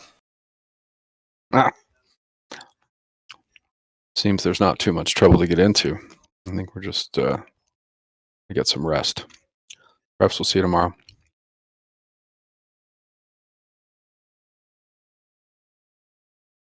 Yes, thank you for the fun game. Yes, I think once Ansel and Ezra come back over, we'd kind of gesture towards the door. Just they head back towards the head back towards the inn. Yeah, I guess. But there's no place to sleep here. All right. No, was just a tavern, right? Yeah, it's just a tavern. I thought it was a. Never mind. Yep. These Bad. chairs don't look that comfortable. Yeah, They let's were get the not. hell out of here. All right. Oh, you guys are kind of a little shady. Whatever. But I think they were very friendly. They seem all right to me. Kind of the people Vanton's. I mean, given Vanton's occupation, is probably kind of the kind of people he deal with a lot. Uniforms, though. You know what I mean? Usually, like guards have some sort of uniform, right? I don't know. Well, maybe they can't afford them. Well, they can afford to pay them 4 gold piece every 10 days. I wonder who's hired them. Man, Didn't But seem that like may- that mayor that we met who's been on the job for 1 day would have hired all those people. Wait, did I say 4 gold every 10 days? You did. I don't know why I was thinking 5 silver every day. So I feel like it should be 2 gold every 10 day. that sounds a little more middle class, I guess. What you're saying, yeah. Yeah, my bad. I probably just said that incorrectly there.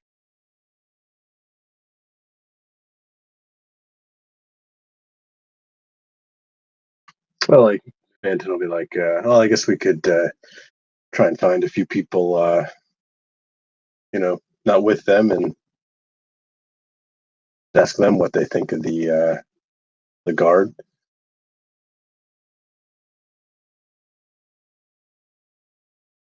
I think I saw a provision shop on our way in.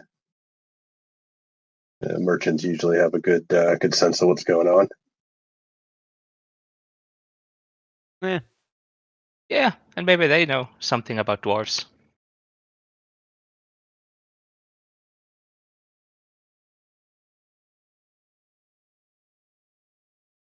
So yeah, oh, you all yeah. would have a vague understanding of where Barthen's Provisions is. Having come through that main entrance on the north side of town, you would have gone by, and their sign is basically a emblem of different like trade goods, basically like stacked up like crates and things to give the idea that it is like a supply house. And you would be pretty well aware of that. And so Vant would pull out another piece of jerky, start eating it, and maybe suggest they head on over that way. So you'd be about like high moon in the sky as you all are leaving the sleeping giant. What sort of questions would you like to ask as you like go to knock on the door of the provisions? Like, how are you all approaching this? Does it seem like late enough that they'd likely not be open anymore? Or is it still early enough that they might be? Like, do we see any signs of sort of traffic as we get closer? You know, I might have actually wrote down that you guys went to the sleeping giant at 10 before you actually delineated the time. Did you all have a time in mind? I feel like you said dusk, which might have actually changed the time frame that I'm working with. Yeah, we think- said like around 6 or 7. Yeah, I mean, I don't know how long you want to say like Ezra and Ansel were playing dice for. Yeah, so But- let's put you all at you are leaving the sleeping giant around the moon like a third of its way through the night. So you are looking at vaguely like again it's very hard to like give time frames without giving an eventual time, but like 11-ish. Okay, so maybe we should give a call on them in the morning. Yeah, it's a little late. Like when you all head over there, when you went over there, that's when you would expect most shops to be finished with their day. Okay, yeah. So in that case, he'd suggest they maybe pop on over in the morning.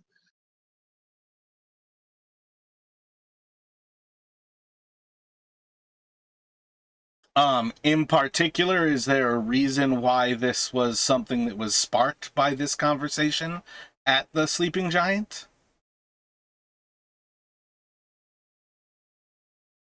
Well, more after I think Ansel or Victor said he thought it seemed odd that there were so many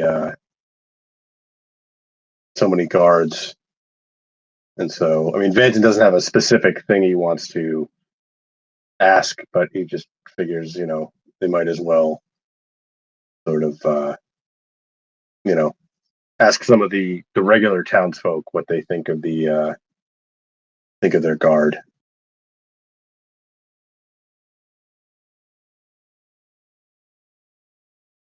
All right, yeah, that's definitely something a little bit more hindsighty. what draws you to think that this is too many guards?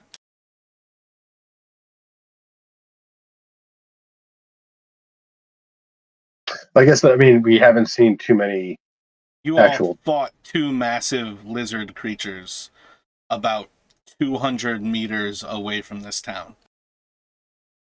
Yeah, that should probably. Like, you guys are in a frontier town where you've already battled massive creatures that could eat a human. Are you really that suspicious of them having guards? I think we're suspicious of their get up, their pay. They're not really organized. Seems very off-putting that they're not really any organization to this town at all.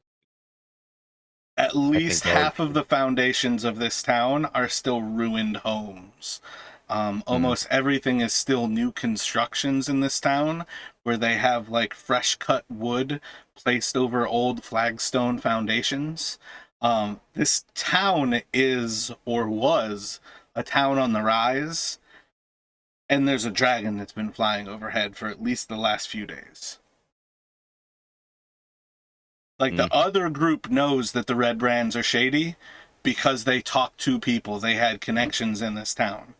You all don't necessarily have these connections. You know something shady because Sharwin basically said there was something shady about the Stonehills, and there were shady things about Kiri. But in general, like, you guys are literally the type of people who would be the guards hired into a small town to take control of security issues and get paid way too much money for mostly doing nothing. I don't know how. Yeah, Vanton's not real suspicious. I guess he was more going off of the other suspicions, but yeah, I guess when you add it all up like that, I guess it would maybe raise some alarm, but not to the point to where like, oh, let's go kill these motherfuckers or anything like that. It's a little weird, but nothing to be alarmed about, I guess.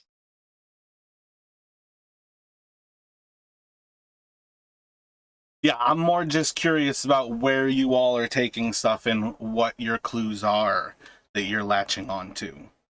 That's what's more what I'm trying to get at is to, I think the fact that they have guards and they're not Lord's Alliance isn't necessarily surprising to these people right now.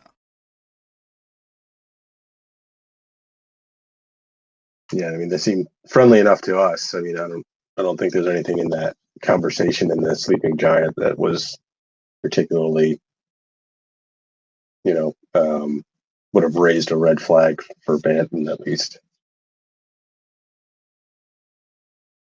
Yeah, no, and for Ezra, so far he's just found everyone to be very friendly.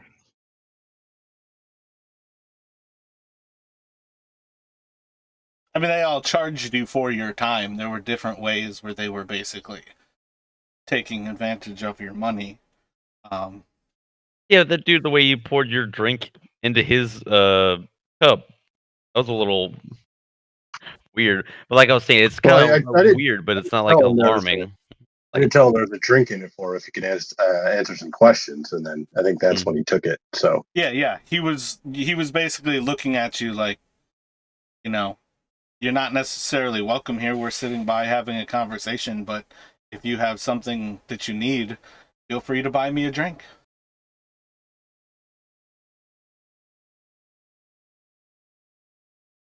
yeah, that wouldn't have thrown him off too much. Gotcha. I mean, he meant that he was going to buy like a new drink, so he was a little surprised initially, but that's why I kind of like described him sort of like instinctively reaching and then stopping and just kind of like, okay, yeah, take it. Oh yeah, I definitely felt like you gathered exactly what was going on, and I think that fits the background of a mercenary quite well.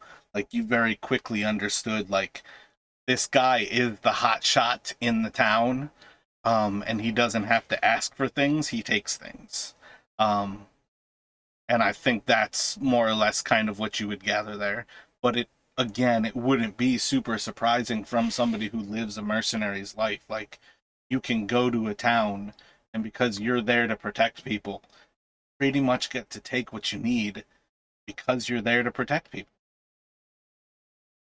Right. Yeah. And Vanton certainly, he's no goody two shoes, so he's probably done similar things in his own past.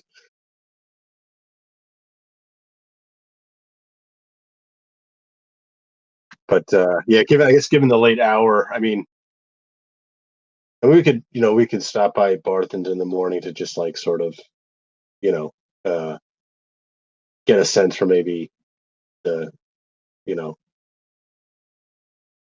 what kind of just the regular townsfolk kind of know what's going on, but not. He wasn't thinking to go there for any specific like, question them like hard.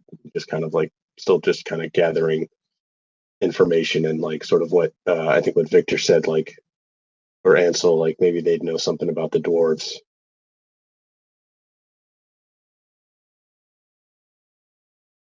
Yep. But Yeah. for given the hour, I think it would just suggest they go back to the Stonehill for the night.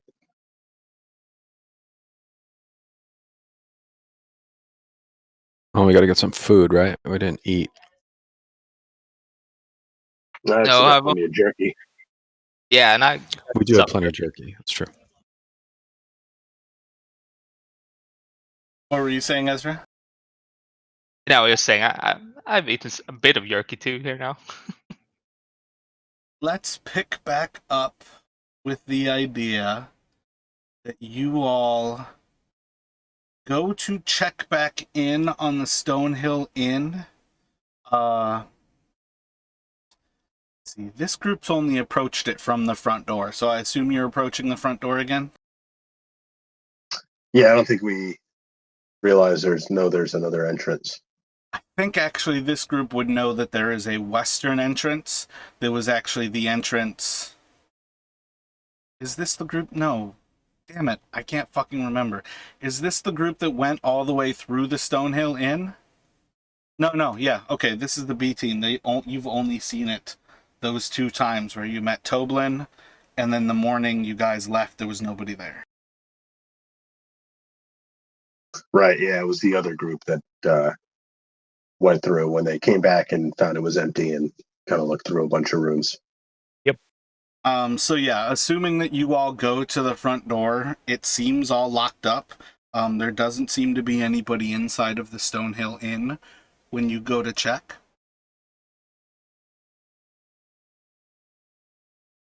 Oh, that's odd. Vanton would probably just go ahead and sort of knock loudly, sort of bang loudly on the door. Do a performance check for me, Vanton. After a few moments, you see a woman of about like mid-30s or so in priest's robe kind of come across the street with a hooded lantern, and as she approaches towards you all, she kind of says in a somewhat like hushed voice, attempting for it not to carry for too far, hello, I think the inn is closed. And as she kind of closes the distance, you see like little specks of light across her face as she kind of comes up to you all, like with this lantern, hiding most of the light just to the ground ahead of her, so she can approach without falling or tripping.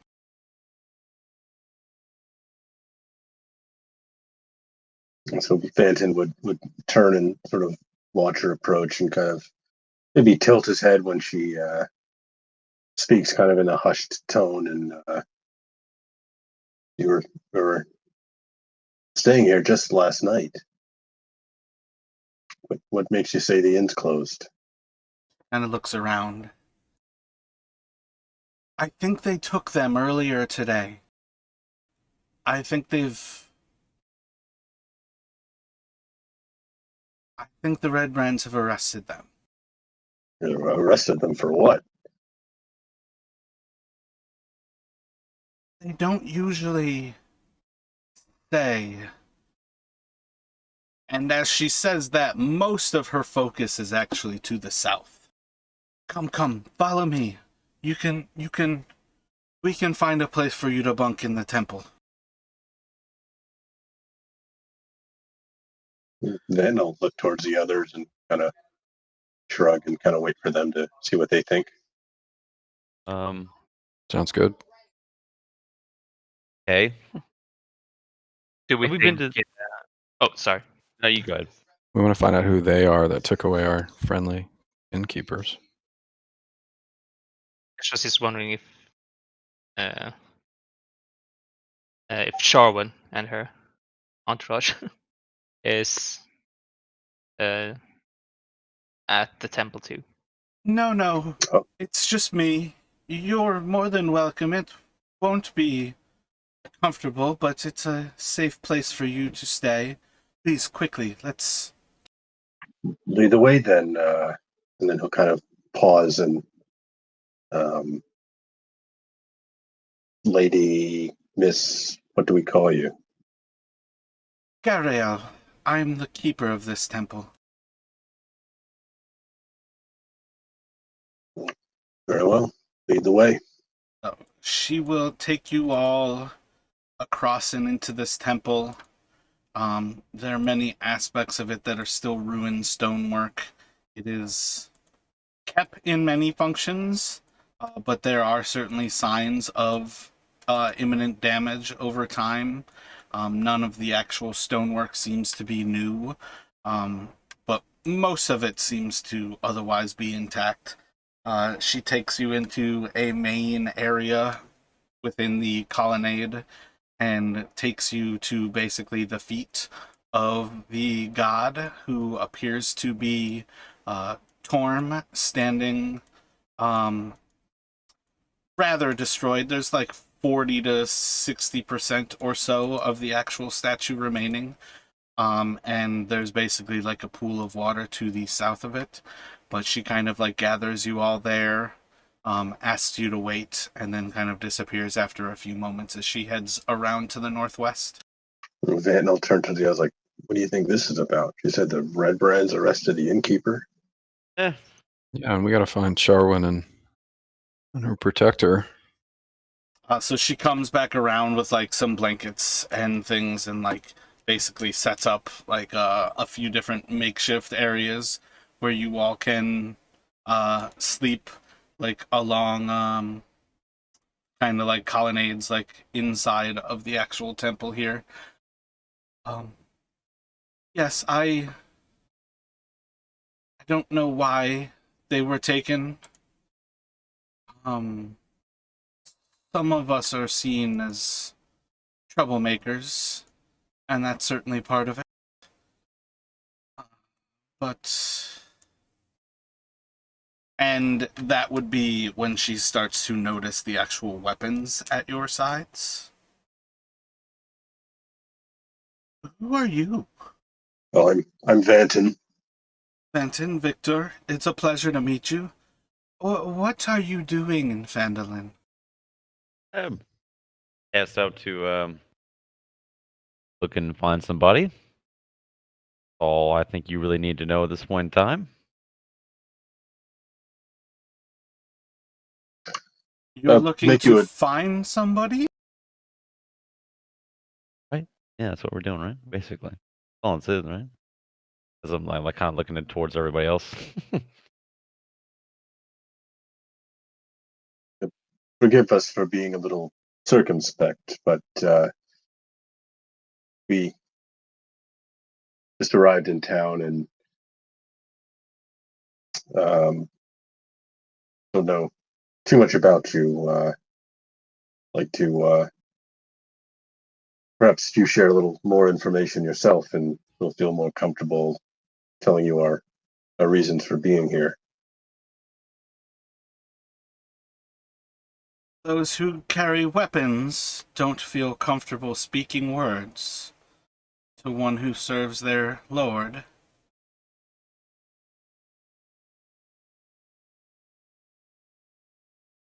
uh, not my lord, but yeah, not like I'm knocking it, but I again we appreciate it, but yeah, no. Well, you are welcome to stay the evening. I expect you to leave before dawn tomorrow. And she leaves. Damn. Yeah, I think we might have been a bit rude there, guys. Being honest, what am I gonna lie in a church? You mean in a temple?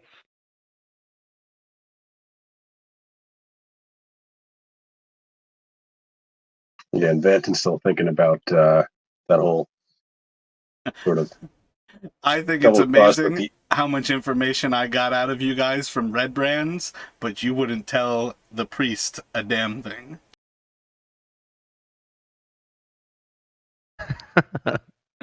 Yeah, that's a weird line we drew there. But that is okay. That's where decisions matter, and she has left. So you all have a place to stay. She's informed you that it would appear the Stonehills have been arrested. What would you all like to do?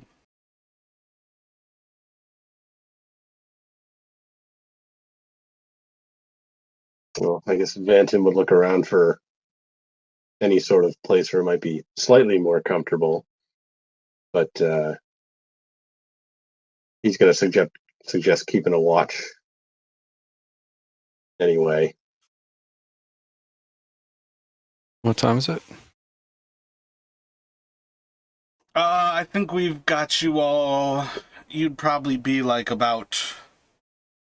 probably at this point, like high moon. So vaguely middle of the night. All right. So yeah, let's crash out and see what we see in the morning. Maybe she'll come back and try it, and we can talk to her again.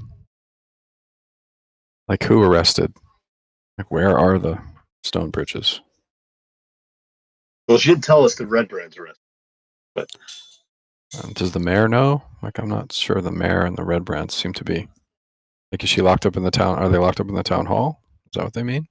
Let me have a group insight check from you all. Or not insight, my bad. Group intelligence check.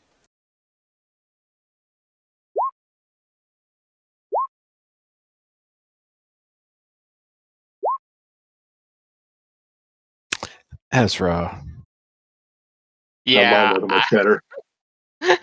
I thought you were the smartest one. definitely Oh no, not that's a this one. druid. It looks like you're the smartest one. Well, you know, I didn't mean for that to happen.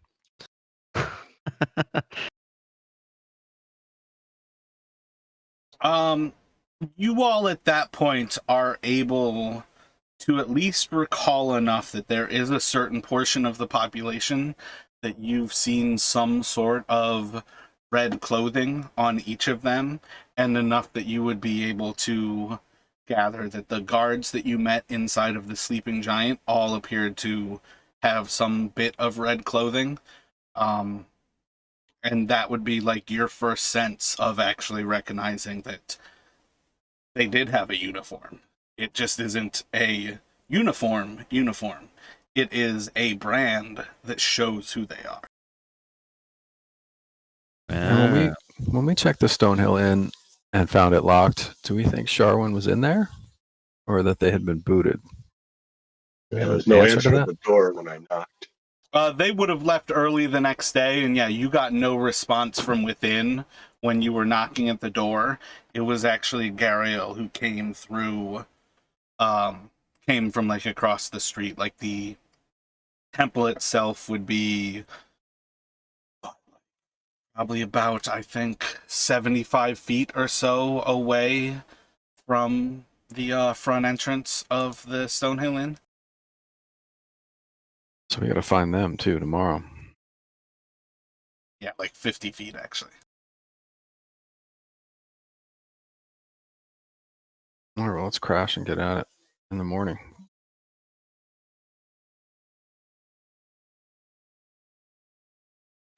So these characters can take a long rest.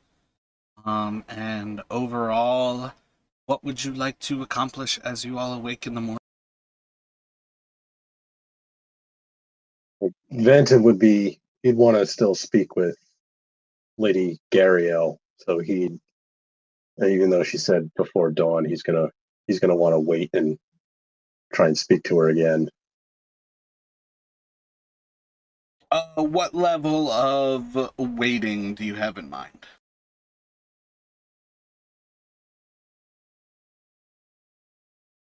Like, how I mean, much I guess effort are you going to put into trying to speak with her?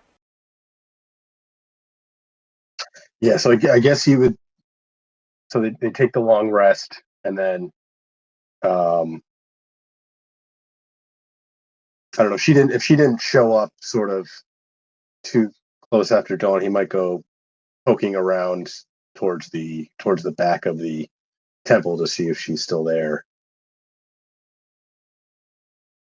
Yeah, if you approach around the rear of the temple, it would not be long before almost the moment that your eyes start to cross the like back walls that guard like the Holy of Holies, you would actually see her like sitting up from her knees as she like walks around and just puts a hand to your chest.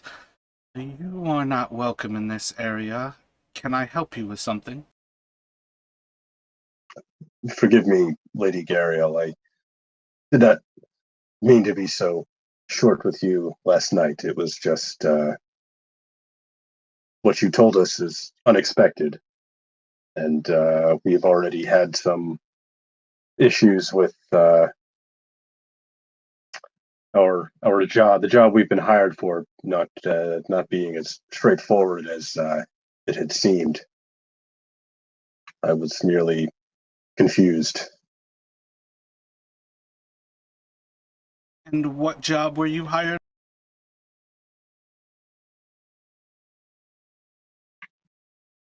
We are seeking an old cavern in these parts.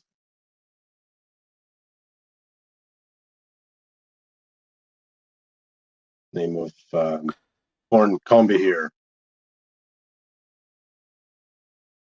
Intriguing. More of the old ones. Well, you wouldn't be the first. But you have likely found yourself within the Hornet's trap. But I must ask, these red brands. I spoke to a couple of them yesterday. They seemed all right enough folk. So she would slowly be walking back to you all, like walking you back into that main temple. That would get you back around the rest of the actual party there. What is everybody else doing as they kind of walk back up? Are you all just kind of gathering your things? Is there anything that you would be doing inside of the temple? Um, I'm gonna keep an eye on out the front door on what's going on in the street. So yeah, you can see from either within that first like kind of waiting area, or you can actually step out into the colonnade. It's fully up to you where you'd like to be. So as she kind of approaches, she would take a moment to actually look around before spotting Ansel towards the front. But as she kind of walks you into this area of the temple, well, they're simply humans. They're not especially evil folk, but that does not mean that they're not doing terrible things. And they do serve little good for the town itself. They certainly have little else invested other than coin. And she looks across to you all. I want each of you to do let's see,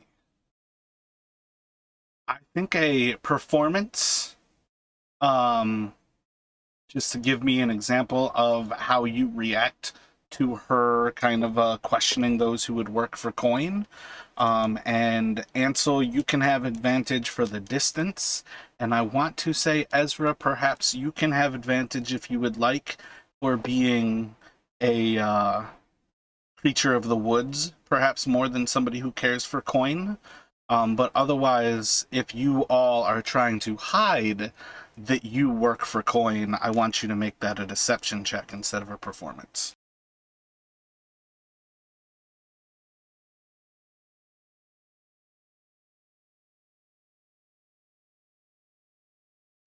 I'm Holy trying to figure out. advantage.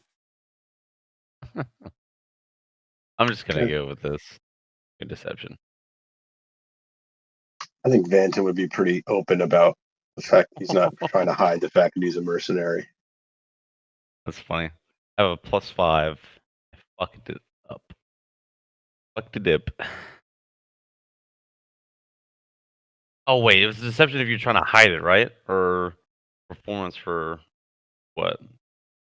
And that you were Well, prominent? I'm essentially taking it from Vanton. He was essentially auto-failing. There's no reason for Yeah. him to roll with that thought. Deception would be, to try to hide it, because she is quite literally talking down about the fact that part of what makes these people so evil is that they don't really care about anything but the coin.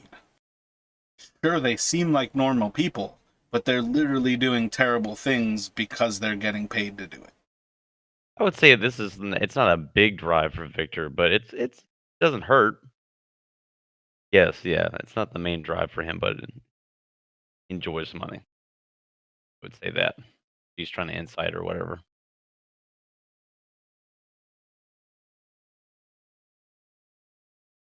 But yeah, she kind of continues on with that thought of these people are more or less just regular people inside of a situation that perhaps if they're good people, it's gotten out of control.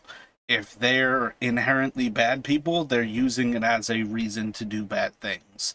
But yeah, they would seem like just normal people to most who would just kind of come through town. Were they hired by the town master then? I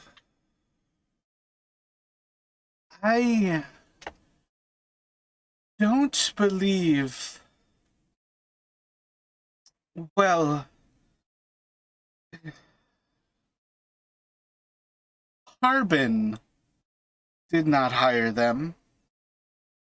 I know that much.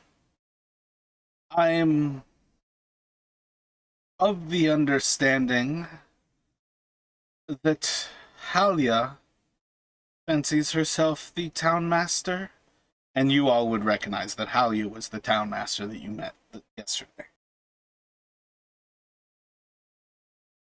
So she certainly holds herself out as such. We met her yesterday. Yes, I'm not fully aware what has transgressed with Harbin, but apparently they voted her into the office, and she intends to serve. When you, sorry, go ahead. Didn't mean to cut you off. I don't intend to stick my neck out to find out too much more information. Between the dragon and the red brands, it seems like enough is happening to this town to make me doubt.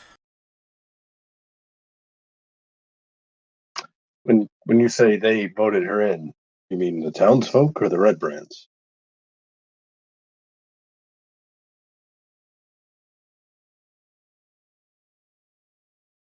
Well, they would say the townsfolk. I am not sure how many of the town is still here, and how many would leave their homes to put in a vote in the present climate. Well, we may be able to help with this red brands. Fear. Everyone in town is afraid of them, and they're not townspeople's choice.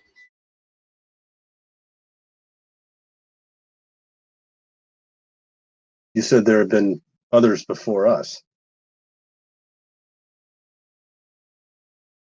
Can you elaborate? See a troubled look on her face. There.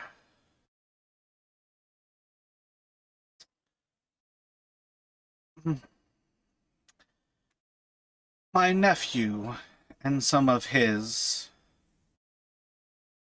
set in with a dwarf who brought them to this town. And as I understand, they were searching for a rather similar place as what you mentioned. And I believe they attracted enough ill attention that perhaps it was their presence. There was enough to remove the Stonehills. The Stonehills were indeed renting them a place, and I think were known to be trying to help and hide their location.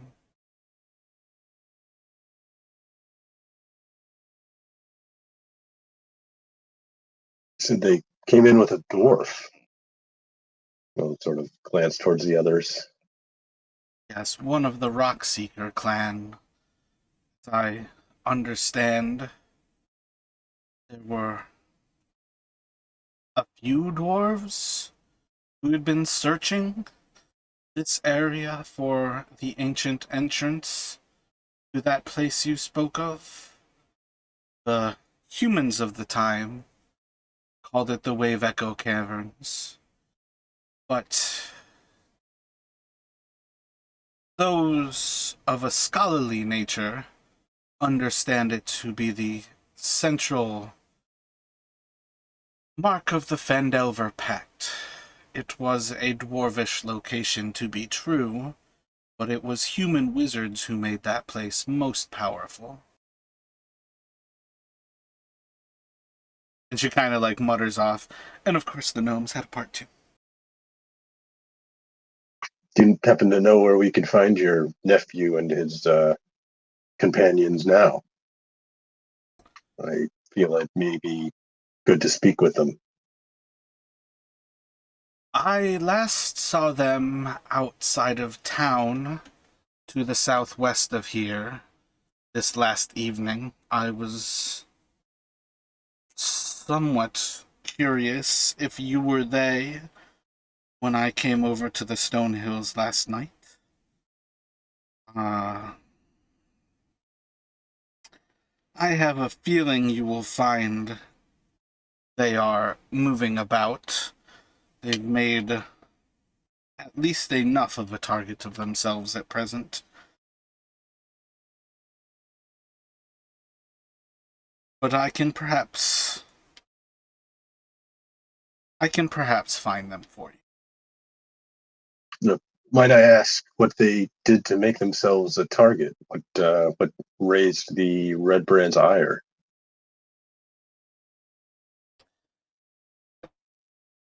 We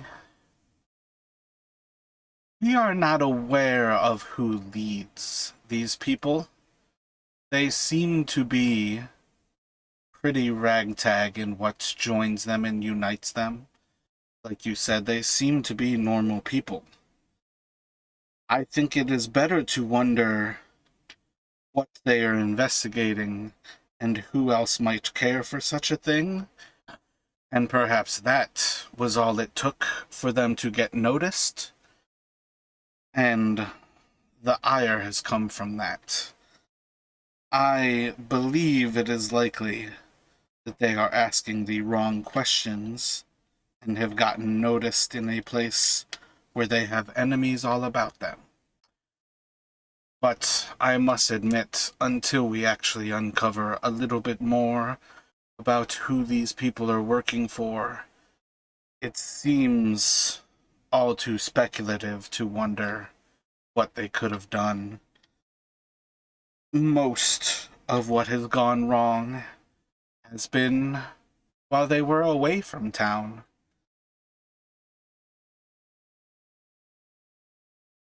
And after that, she's going to step away and basically like ask you all to remain here for a little bit, and she'll be back shortly.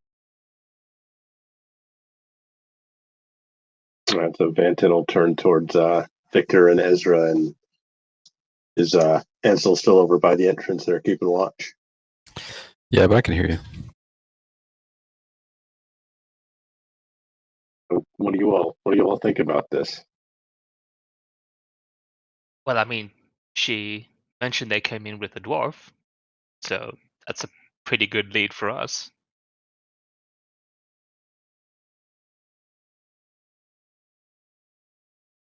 Yeah. Any thoughts on these red brands? I mean, keeping the town safe is one thing, but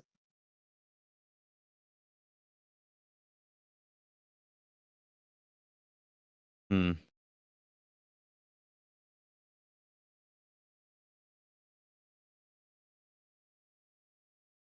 Mm-hmm. I don't know. Well, yeah, like Ezra was saying, like I think we all agree that we got to get a hold of these guys and this dwarf. I don't know. I don't care what happens to these red barons, really. I think if they're in the way, then they gotta go.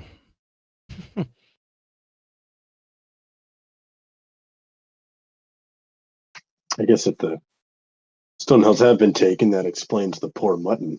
I just wonder who that was serving it to us. Oh, Why they'd bother with such a deception. Make an intelligence or an arcana check. can I do the same? I'm proficient in Arcana. What are you trying to gather? I'm asking him to make the check because he's asking a right question. Oh, okay. I thought you was like That's saying this one of the aloud. things why, like, most of the time you guys can ask to make checks, but you're gonna have a lot higher DC than if you're actually thinking about the right thing. Essentially, an intelligence check is for him to remember something, and if he rolls high enough, I will share the information that he remembers. And that's why, like, often sharing what is going through your mind is the right thing to do because it allows me to give you hints. Hmm. But, like, if you're not actively thinking along those lines, I don't necessarily want to give you the check just because he's thinking it. Right. Yeah. Yeah. I'll. No, I'm not gonna roll.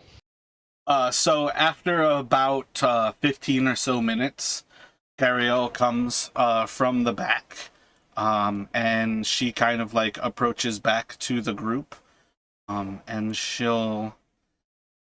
Well, it would appear that my nephew is still in the town itself. They would appear to be as close as the inn.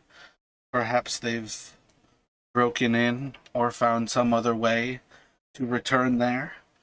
I would caution you to go over there openly, though you may find most of the red brands are still retired for the night. It is no less still a dangerous task to head over there openly after what has happened. Perhaps...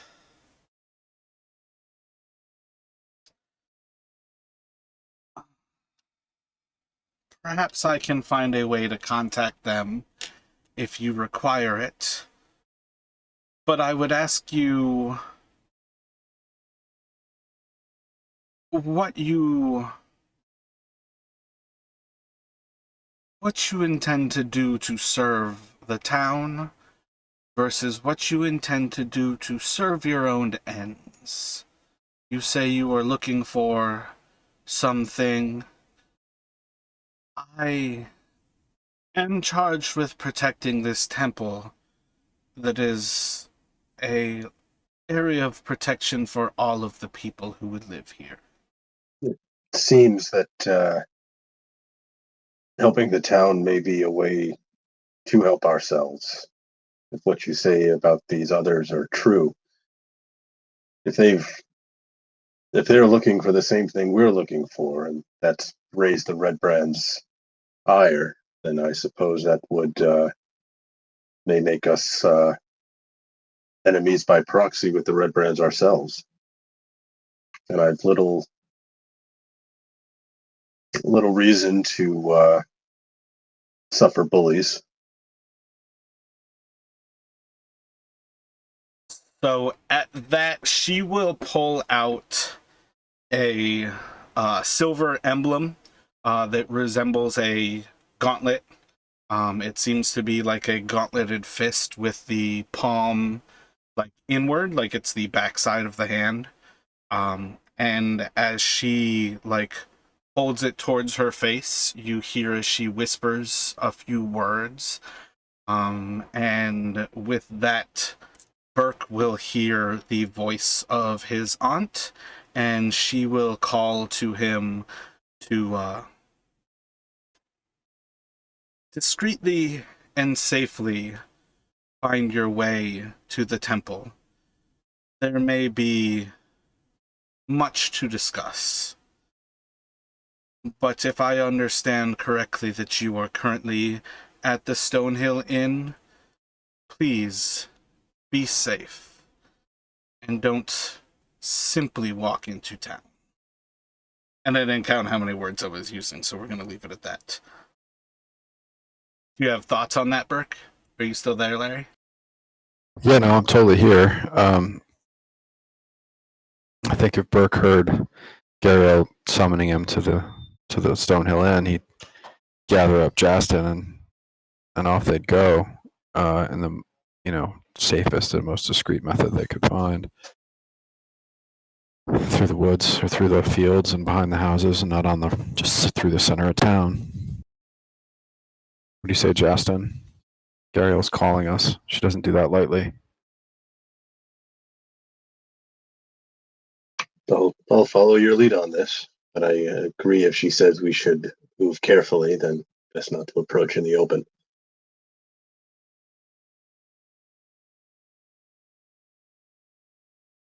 And then All right, so let me ask you all, what is your thought here? Because you both would definitely know that it's literally across the street, so it's extremely close by.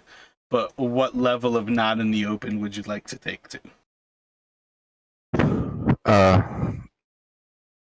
how stealthy can we be, Justin, crossing the street? Can we get there by essentially not going through the town square, just sort of trying to cross over, keeping an eye out for Red Brand patrols, try and sneak, across the street. I'm trying to picture the map of Phandalin again in my head. And then circle around that hill again and come at it from, such take a big sort of loop rather than coming from the. Actually, So I'll tell you the simplest way to be stealthy is to take off your armor. so Justin would be okay because he's. Yeah, my bad. I'm definitely talking to Burke on that one. That's the simplest way for you two to be stealthy to make your way there. But I'll also warn you two, like, this is one of the things we were kind of talking about at the start here. Like, big roundabout ways around the town are certainly functional for reasons, but they also create new opportune times for the dice to say, hey, you fucked up, and have something happen. Yeah, so maybe given the distance, we just try and take a look around, see if we don't see anybody, and then just kind of get there as quickly and quietly as we can. Sounds good. So, like, you're welcome to draw the different things you have in mind. I'm not sure what I think the stealthiest place to go is, but, like, if you do something roundabout like that, that's many turns of happening. If you do something roundabout like that, that's many less turns. If you do something like that, that's probably one of the most direct. And then clearly that is the most direct, but it's also the most likely to be seen. Yeah, I was thinking maybe like the second one where we kind of go. And then even, you all know about that western door, so that might be the most direct, is coming from the Stone Hills, like side door.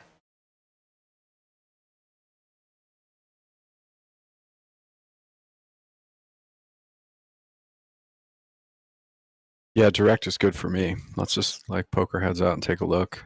Maybe Justin can take a few steps ahead, and I'll scuffle along after if he says the coast looks clear. I mean, it's still always determined by the dice, so if he looks ahead, you're still going to have to roll. If he says it's clear, the dice can still say that he was wrong, or that it was clear when he looked, and then the moment you approached, it was not. It's not a get me out of doing a stealth roll while I wear heavy armor. Yeah, no, I got it. There'll be a roll. I'm going to wear my armor, though.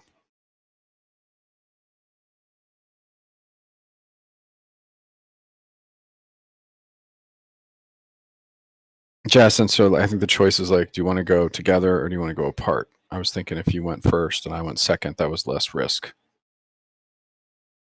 The longer we drag this out, the more chance there is. I say we just try and go for it quick. All right, let's go. Like quick, you just want to run?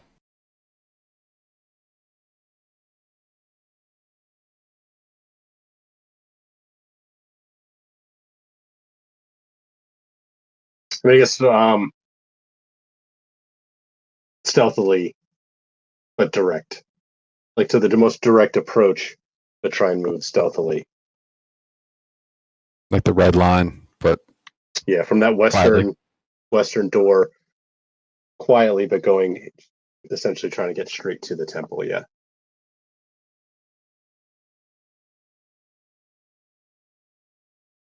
Alrighty, let me have a perception check from you, Justin.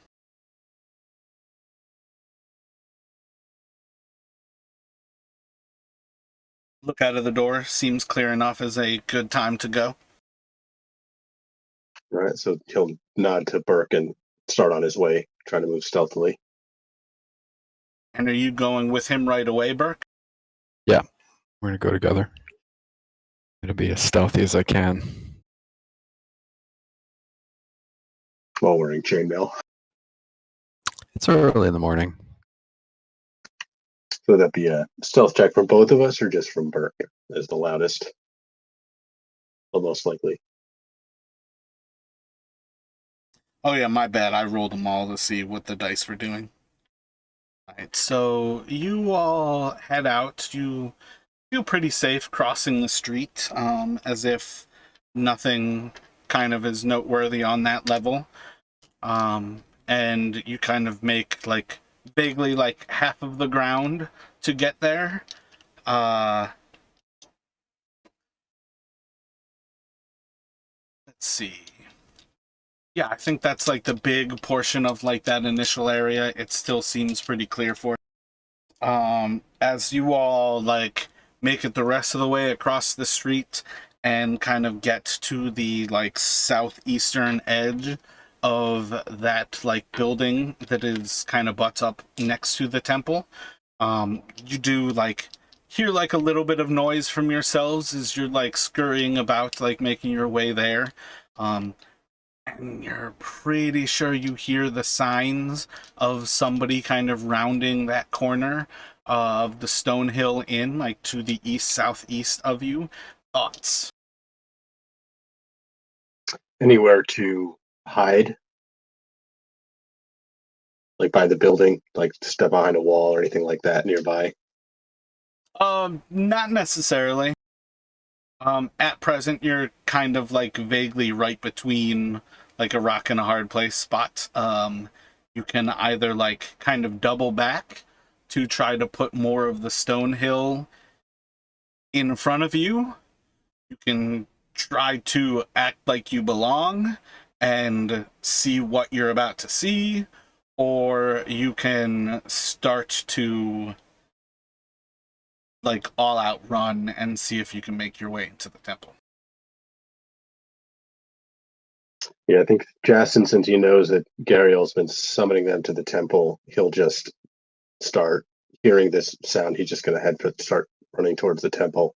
He'll draw his bow as he's doing it. Burke's gonna run after Justin. You can't leave me in the Alright. middle of the road by myself, right? You probably can. So as you all kind of like gain the last bit of ground into the temple, you do see that somebody is rounding that corner. They don't appear to be wearing any of the garb of the Red Brands that you all would know. And they don't seem to catch that last bit of notice of you, other than perhaps they're just generally looking in that direction. But you get a vague sense, like for yourselves, that you were able to run across without being too noticed. Jess will say a little prayer to Tamora, a little thanks to Tamora for that. He's catching his breath.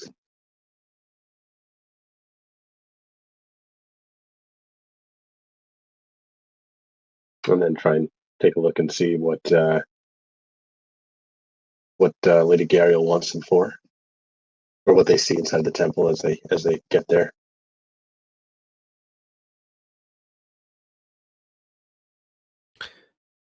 Yeah, Burke's gonna just head straight for Lady Gariel. Auntie, you called? Were you staying at the Stonehill? Yeah, we had a rough night and rolled in late. We're just waking up. Are the others coming?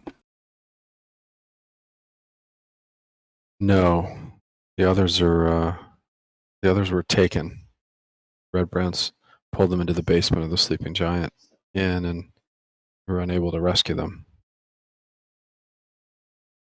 So she'll look to the others and kind of just like do like a bit of a like nod of recognition.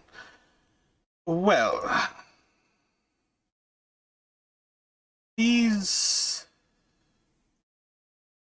people seem to be on a similar search for the place that the dwarf has brought you all into contact with, and appear to perhaps be the solution to your problem.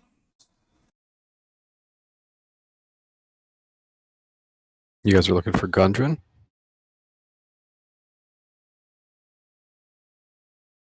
Who's Gundren? So not Gundren. You have a beef with the Red Brands? We could certainly use some help. I believe they said they are on a search for an item.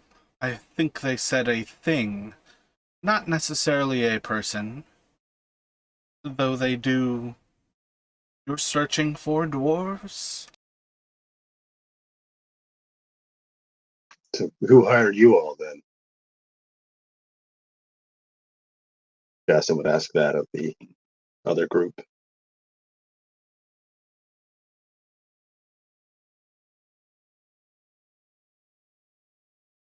And I don't want Vanton to answer my own question. um,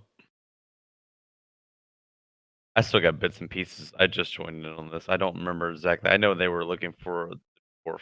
I don't remember exactly what the tales of the fact. Yeah, you're like hired out of Neverwinter to find Sharwin.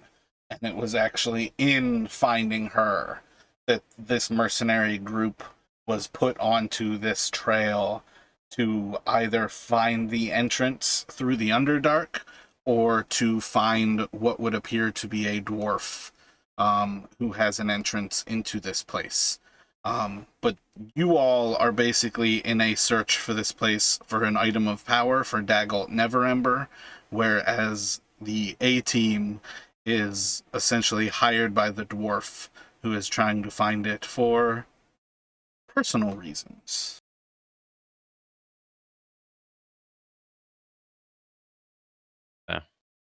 Well, With that in mind, go ahead.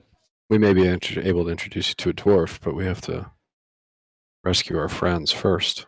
You look fit and capable.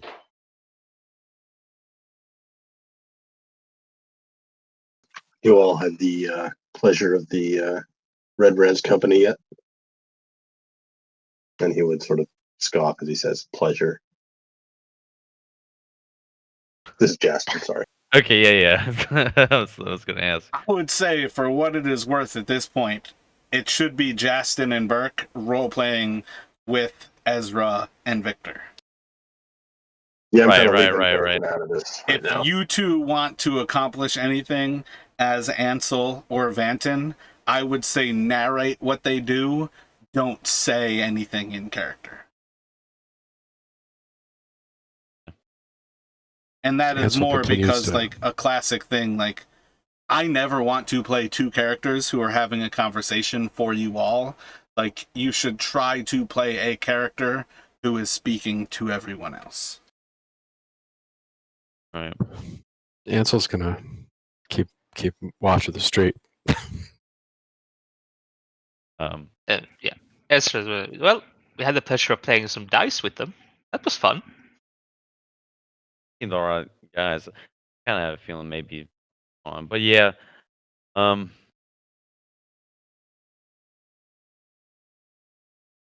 Like we kind of have a one of a deal going on right now. Is that what we're talking about? Settling on a deal. We help you, you help us. The thing going on. Yeah, we'll introduce you to our dwarf friend, but we need you at our backs as we go back to the sleeping giant and sort them out.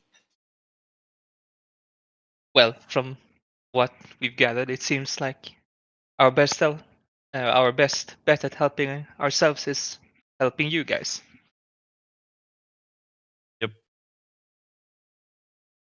Burke looks at Justin. He's not 100% convinced by these guys. That seems So like you- the best choice. I would do So the you same weren't look at playing- Vanton. The Jasper's giving like, you said you were playing dice with them? So where? At the Giant? Yes, at the tavern. Well, it's called Sleeping Giant. That's right. When? Yeah. When? Last night? Were you doing that last night? Yep. Yep. Was there blood all over the Last evening. floor? No. As you all connect the dots here, basically, they would have left right before your actual battle. You were Got it. sleeping. What are the odds? Well, we need to get back there as quick as we can. So if you guys are up for it, we'll find you a dwarf to talk to. They may have seemed all right to you, but trust us, they're not. These are not good folk. And if you don't mind getting in a bit of new bit of trouble, we can maybe help you out. You help us. How many of them are there? Do you know, or More than us, for sure. More than the two of us, yeah, more than we can handle on our own. all right? Do intelligence checks for me, Burke and Justin.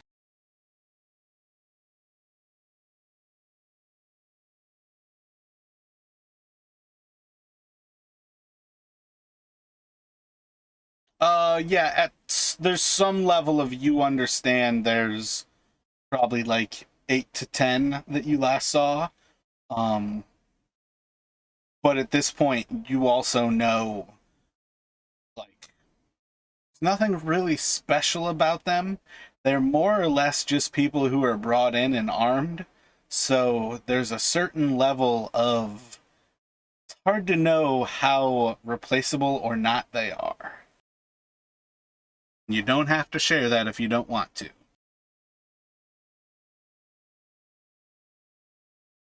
So I think, yeah, Jassy would probably say, like, he'd say, at least more than half a dozen, 8, maybe 10. But Who knows how many there really are?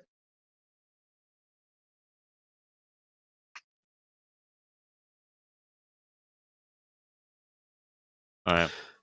They're not great fighters. They're not well trained, but there are a lot of them. At least for just the two of us, anyway. If you Yeah. all intend to save your friends, what would you plan to do? Are you ready to assault them in the daylight? They're often hung over. Would you like to try to take them now? Yeah, that's what I think we're doing. Makes sense. Smashing heads over breakfast. Yeah, so Vanton at this point would say Vanton's not going to be joining them, I'm assuming.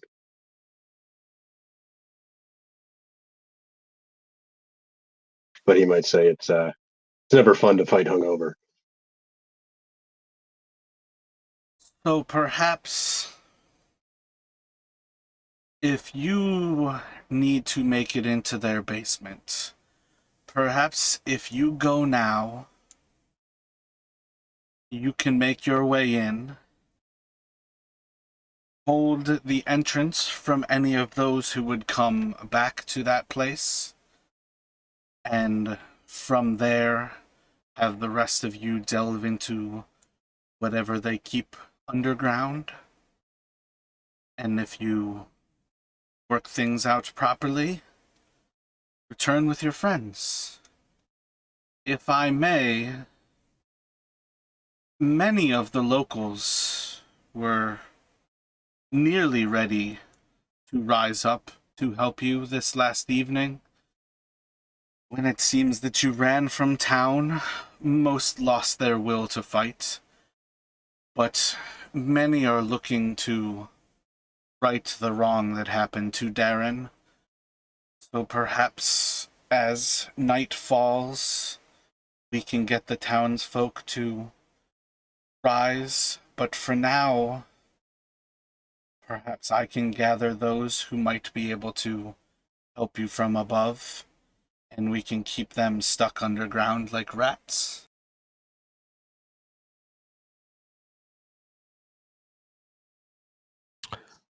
I think you're right. Gary, that'd be great. Any help you can provide would be very appreciated.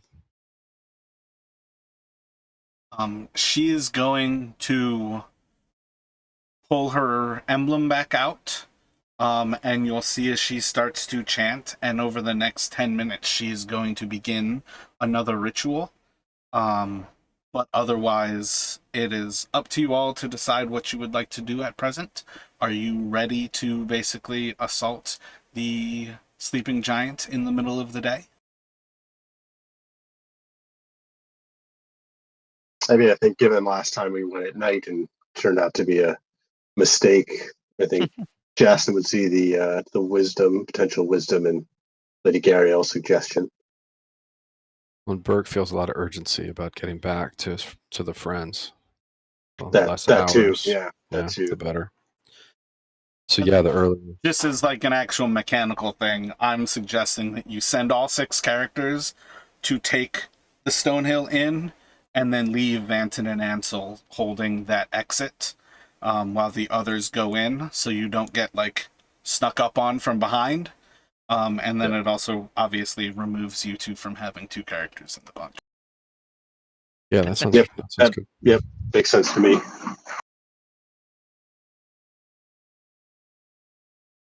So, we will start you all off as you head into the sleeping giant here. This particular battle can certainly cost you all resources. So I'm not saying that it is purely up to you all to like narrate how this will work out, but I do want you to understand that this battle is meant to be more of a narration of how you would like to defeat these 4 who you find like drunkenly passed out still inside of the inn. It is perfectly up to you all to establish like how you want to establish a victory, but I'm curious as you all move into the inn, as you spot two people passed out on the comfortable couches near the hearth, and then you see one on each of the other two tables where you all were the last evening. What thoughts do you have as you move into this room? Yeah. Sure. I feel like shock and awe. Basically, just go in and do it as fast as possible. All right. Burke thinks he wants to stave in the head of the nearest one, so he's not making too much noise walking around the space. So he points at that one and says it's his. But they're all being quiet, right? Jess will suggest they be quiet. If they can take it without alerting anybody outside that they've taken it, then they can let Vanton and Ansel deal with anybody who comes wandering back later.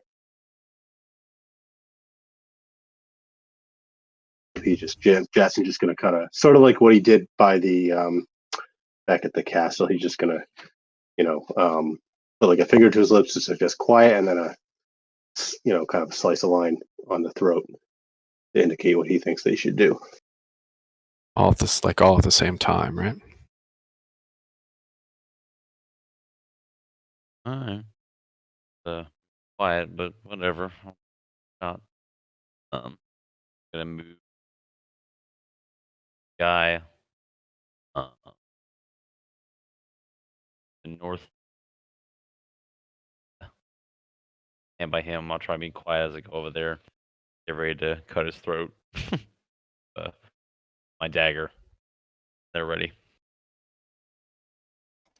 All right, so I've got Burke going for the guy immediately next to the entrance. We've got Ty going for the guy at the eastern table, towards the center. I think Jason will go try and sneak over to the guy up at the top right, the farthest table.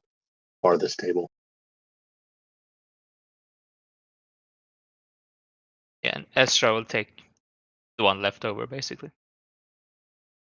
All right, you guys still have access to all six right now, though. So what are you doing? Yeah, then maybe Ezra best. Ansel's going to fire an arrow at whatever one Ezra's near when it's time. I think Vanton will come up to help Ezra. All right, so you've got one person on three of them, and then three people on one person. I need everyone to roll initiative with all of your different characters. I rolled a 0.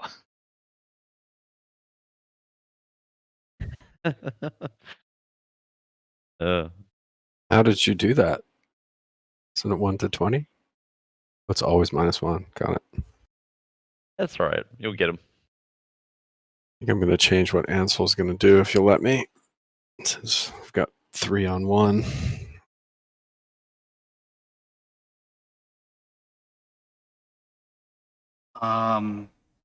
Roll a dexterity check.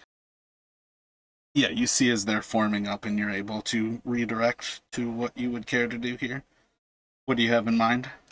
I just want to ready an action and fire on whoever is missed. If anybody misses, I want to fire on there. I'm not going to let you be that broad on it. There's a trigger, and it's got to be a particular trigger. All right, then I'm just gonna fire on this one instead of the one that's 3 on 1. We'll be 2 on 1 on the farther one that's over by Ty, I guess. I'm sorry. You done? Yep. Okay, my bad. I'm going to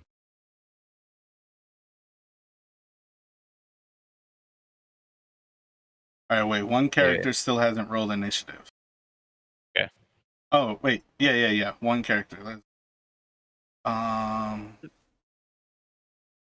It looks like Ansel. Yeah. It rolled over in the side. I'll roll again if you want. It's in I the, got you. in Okay, the you're on chat, 7. but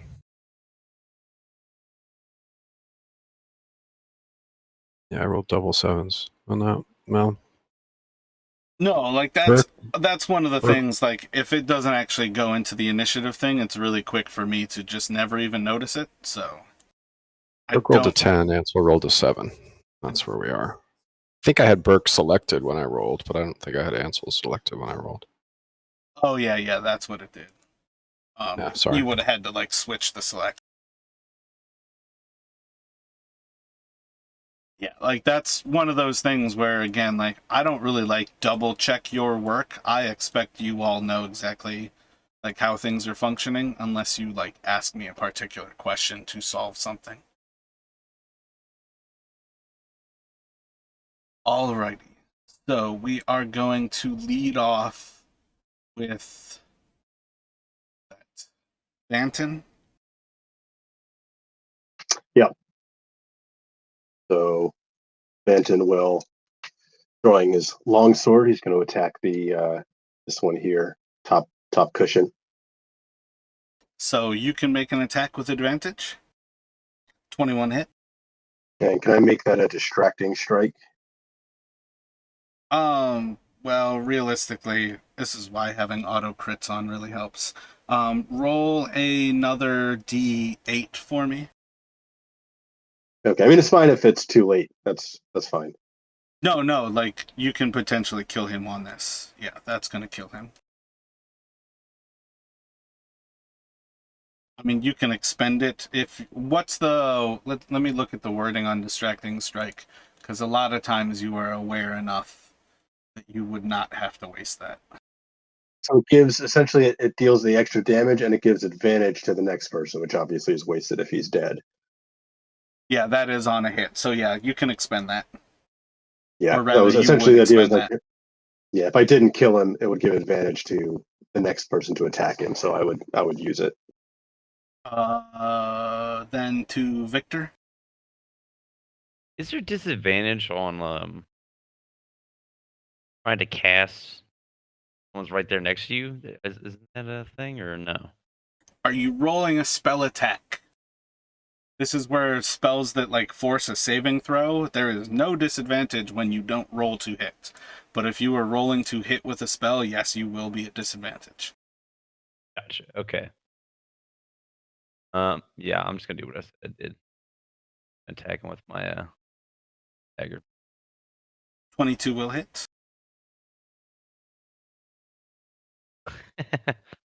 And I don't roll get. another d4. Oh, yep.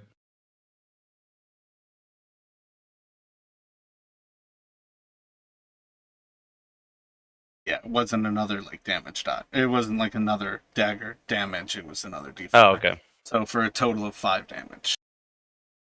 Gotcha. Okay. With him being asleep, there's no like bonus to that at all. That's literally what the advantage is and like the auto crit. But that guy is actually waking up as you walk over. You like bump into a stool, and actually see as he like startles himself forward as you are going to attack. And he's going to shriek out in pain as you attack him. And everybody else is going to awake there. So Justin, what are you doing? Oh, I'm sorry. Can I back away without getting an attack of opportunity from him? You can back away if you would like, but you do not know whether or not you will get attacked. I'm gonna back away. He is going to swing at you. Okay. Should hit you with a 19, and he is going to do 8 damage. All right. My bad, 6 damage.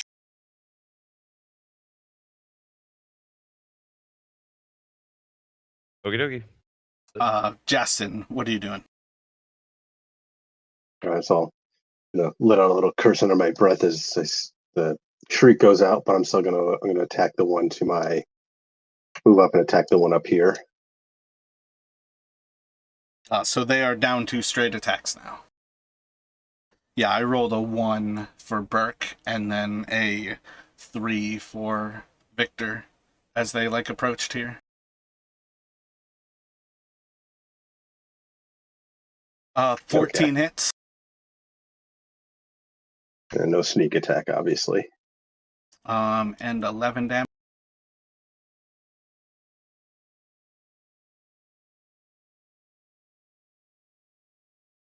Leaves him a pretty bloody mess. Rapiers are not light, so that's the end of your turn. Yeah, not sure if there's any bonus action for me to do this turn, so that's it. Burke, what are you doing? Burke's gonna load up and strike him with his warhammer.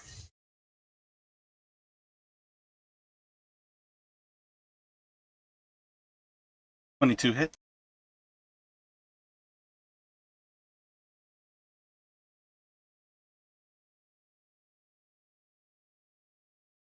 So that was one-handed.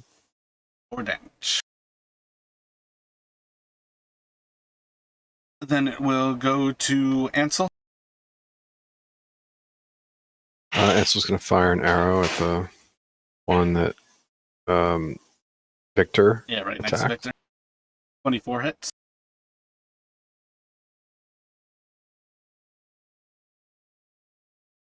He is damaged, so he'll take the 16. That will kill it.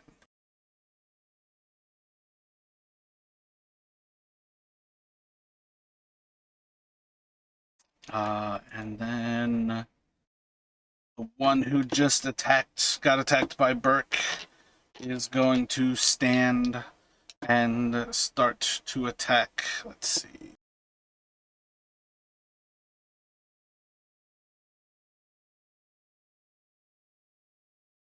He's going to go one attack at each of Burke and Vanton. So the first attack's at Burke. Both of those are going to miss with a 9 and a 5 to hit. And it's going to go to the next one is dead, and the next one is dead. It's going to go to Ezra, basically attacking at a dead body.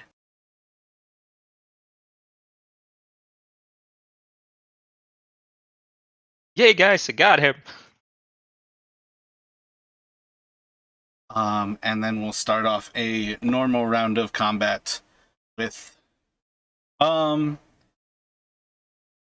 can move if you'd like with Ezra, but I am going to take your actual action in the fact that you were all prepared to strike at the same time.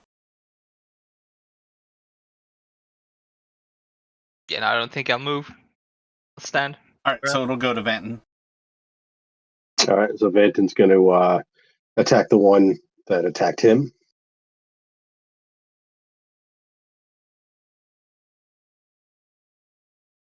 $17 hits.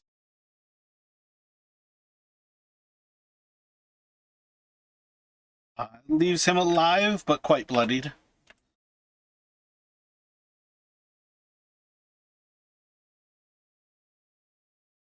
Okay, I'm going to action surge. So we're trying to get this fight over quickly and attack him again. Try to finish him off. Did we set it up so that sword is calculating the -1 damage from that ooze? Oh, we had, but it looks like it's got 1d8 plus 4 damage instead of plus 5. All right, word, excellent. 23 And I think hits and 6 is enough that it kills. Yeah, and I think the duelist is in there too. Also, it's automatically included.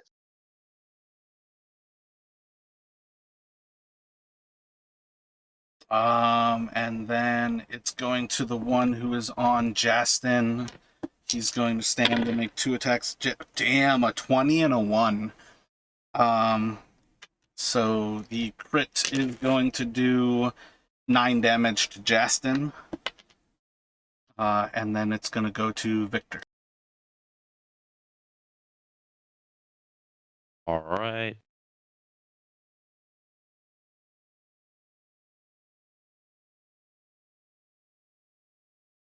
Move to there. I don't really have shit that's quiet. I think of. I guess a crossbow would be quiet. Didn't you say you had a hand axe? Yeah, but I mean, it's not worth a shit. Me and melee is not great. What in particular are you thinking quiet at this point? Yeah, that's what I was about to say. I was like, since you just Somebody's already fucking- screamed, yeah. Yeah. So, I'll blast him. Eldritch blast him.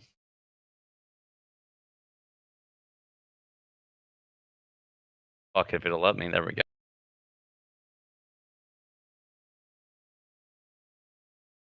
"17 hits, Always. and that will remove him from existence as you slam him back into that back wall, and the force just like disintegrates his body against the actual stone of this inn. Or not in. Oh shit, the DM may be one of the fuckers messing with you all. So in about 12 seconds, you all dispatch these guys, and you have the room. Justin and Burke, obviously you all can kind of choose who you would like to go forward with. You don't necessarily have to take Ansel or Vanton. It's up to you all how you want to progress forward. I didn't mean actually like decide it like that, but to leave one of your two characters behind here to hold this room. Yeah, I think it would make more sense for Vanton to be sort of trying to guard the door. Because he's stronger and bigger than Justin is, so he'd have a better chance if they're trying to hold people out or dealing with. He's more of a frontline fighter, so. Gotcha. And who do you have in mind to leave behind, Larry? I'm gonna leave Ansel because Burke has to go rescue his friends. Gotcha. Alrighty. Do you have a hard stop still right now, or? I do, but you guys can go continue on without me. That'll be totally fine. Just try not to kill me going down the stairs, all right? And we should loot these guys because we never seem to find any gold, and I won some silver off that guy in the corner over there. Let me have you do investigations. You all can investigate one of them. So 4. So Justin can roll 3d6. Victor, you can roll 2d6. You can both roll 3d6, I think. You guys are able to pull a gold from one of them. And then Victor, you can pull 11 silver, so gold, 1 silver.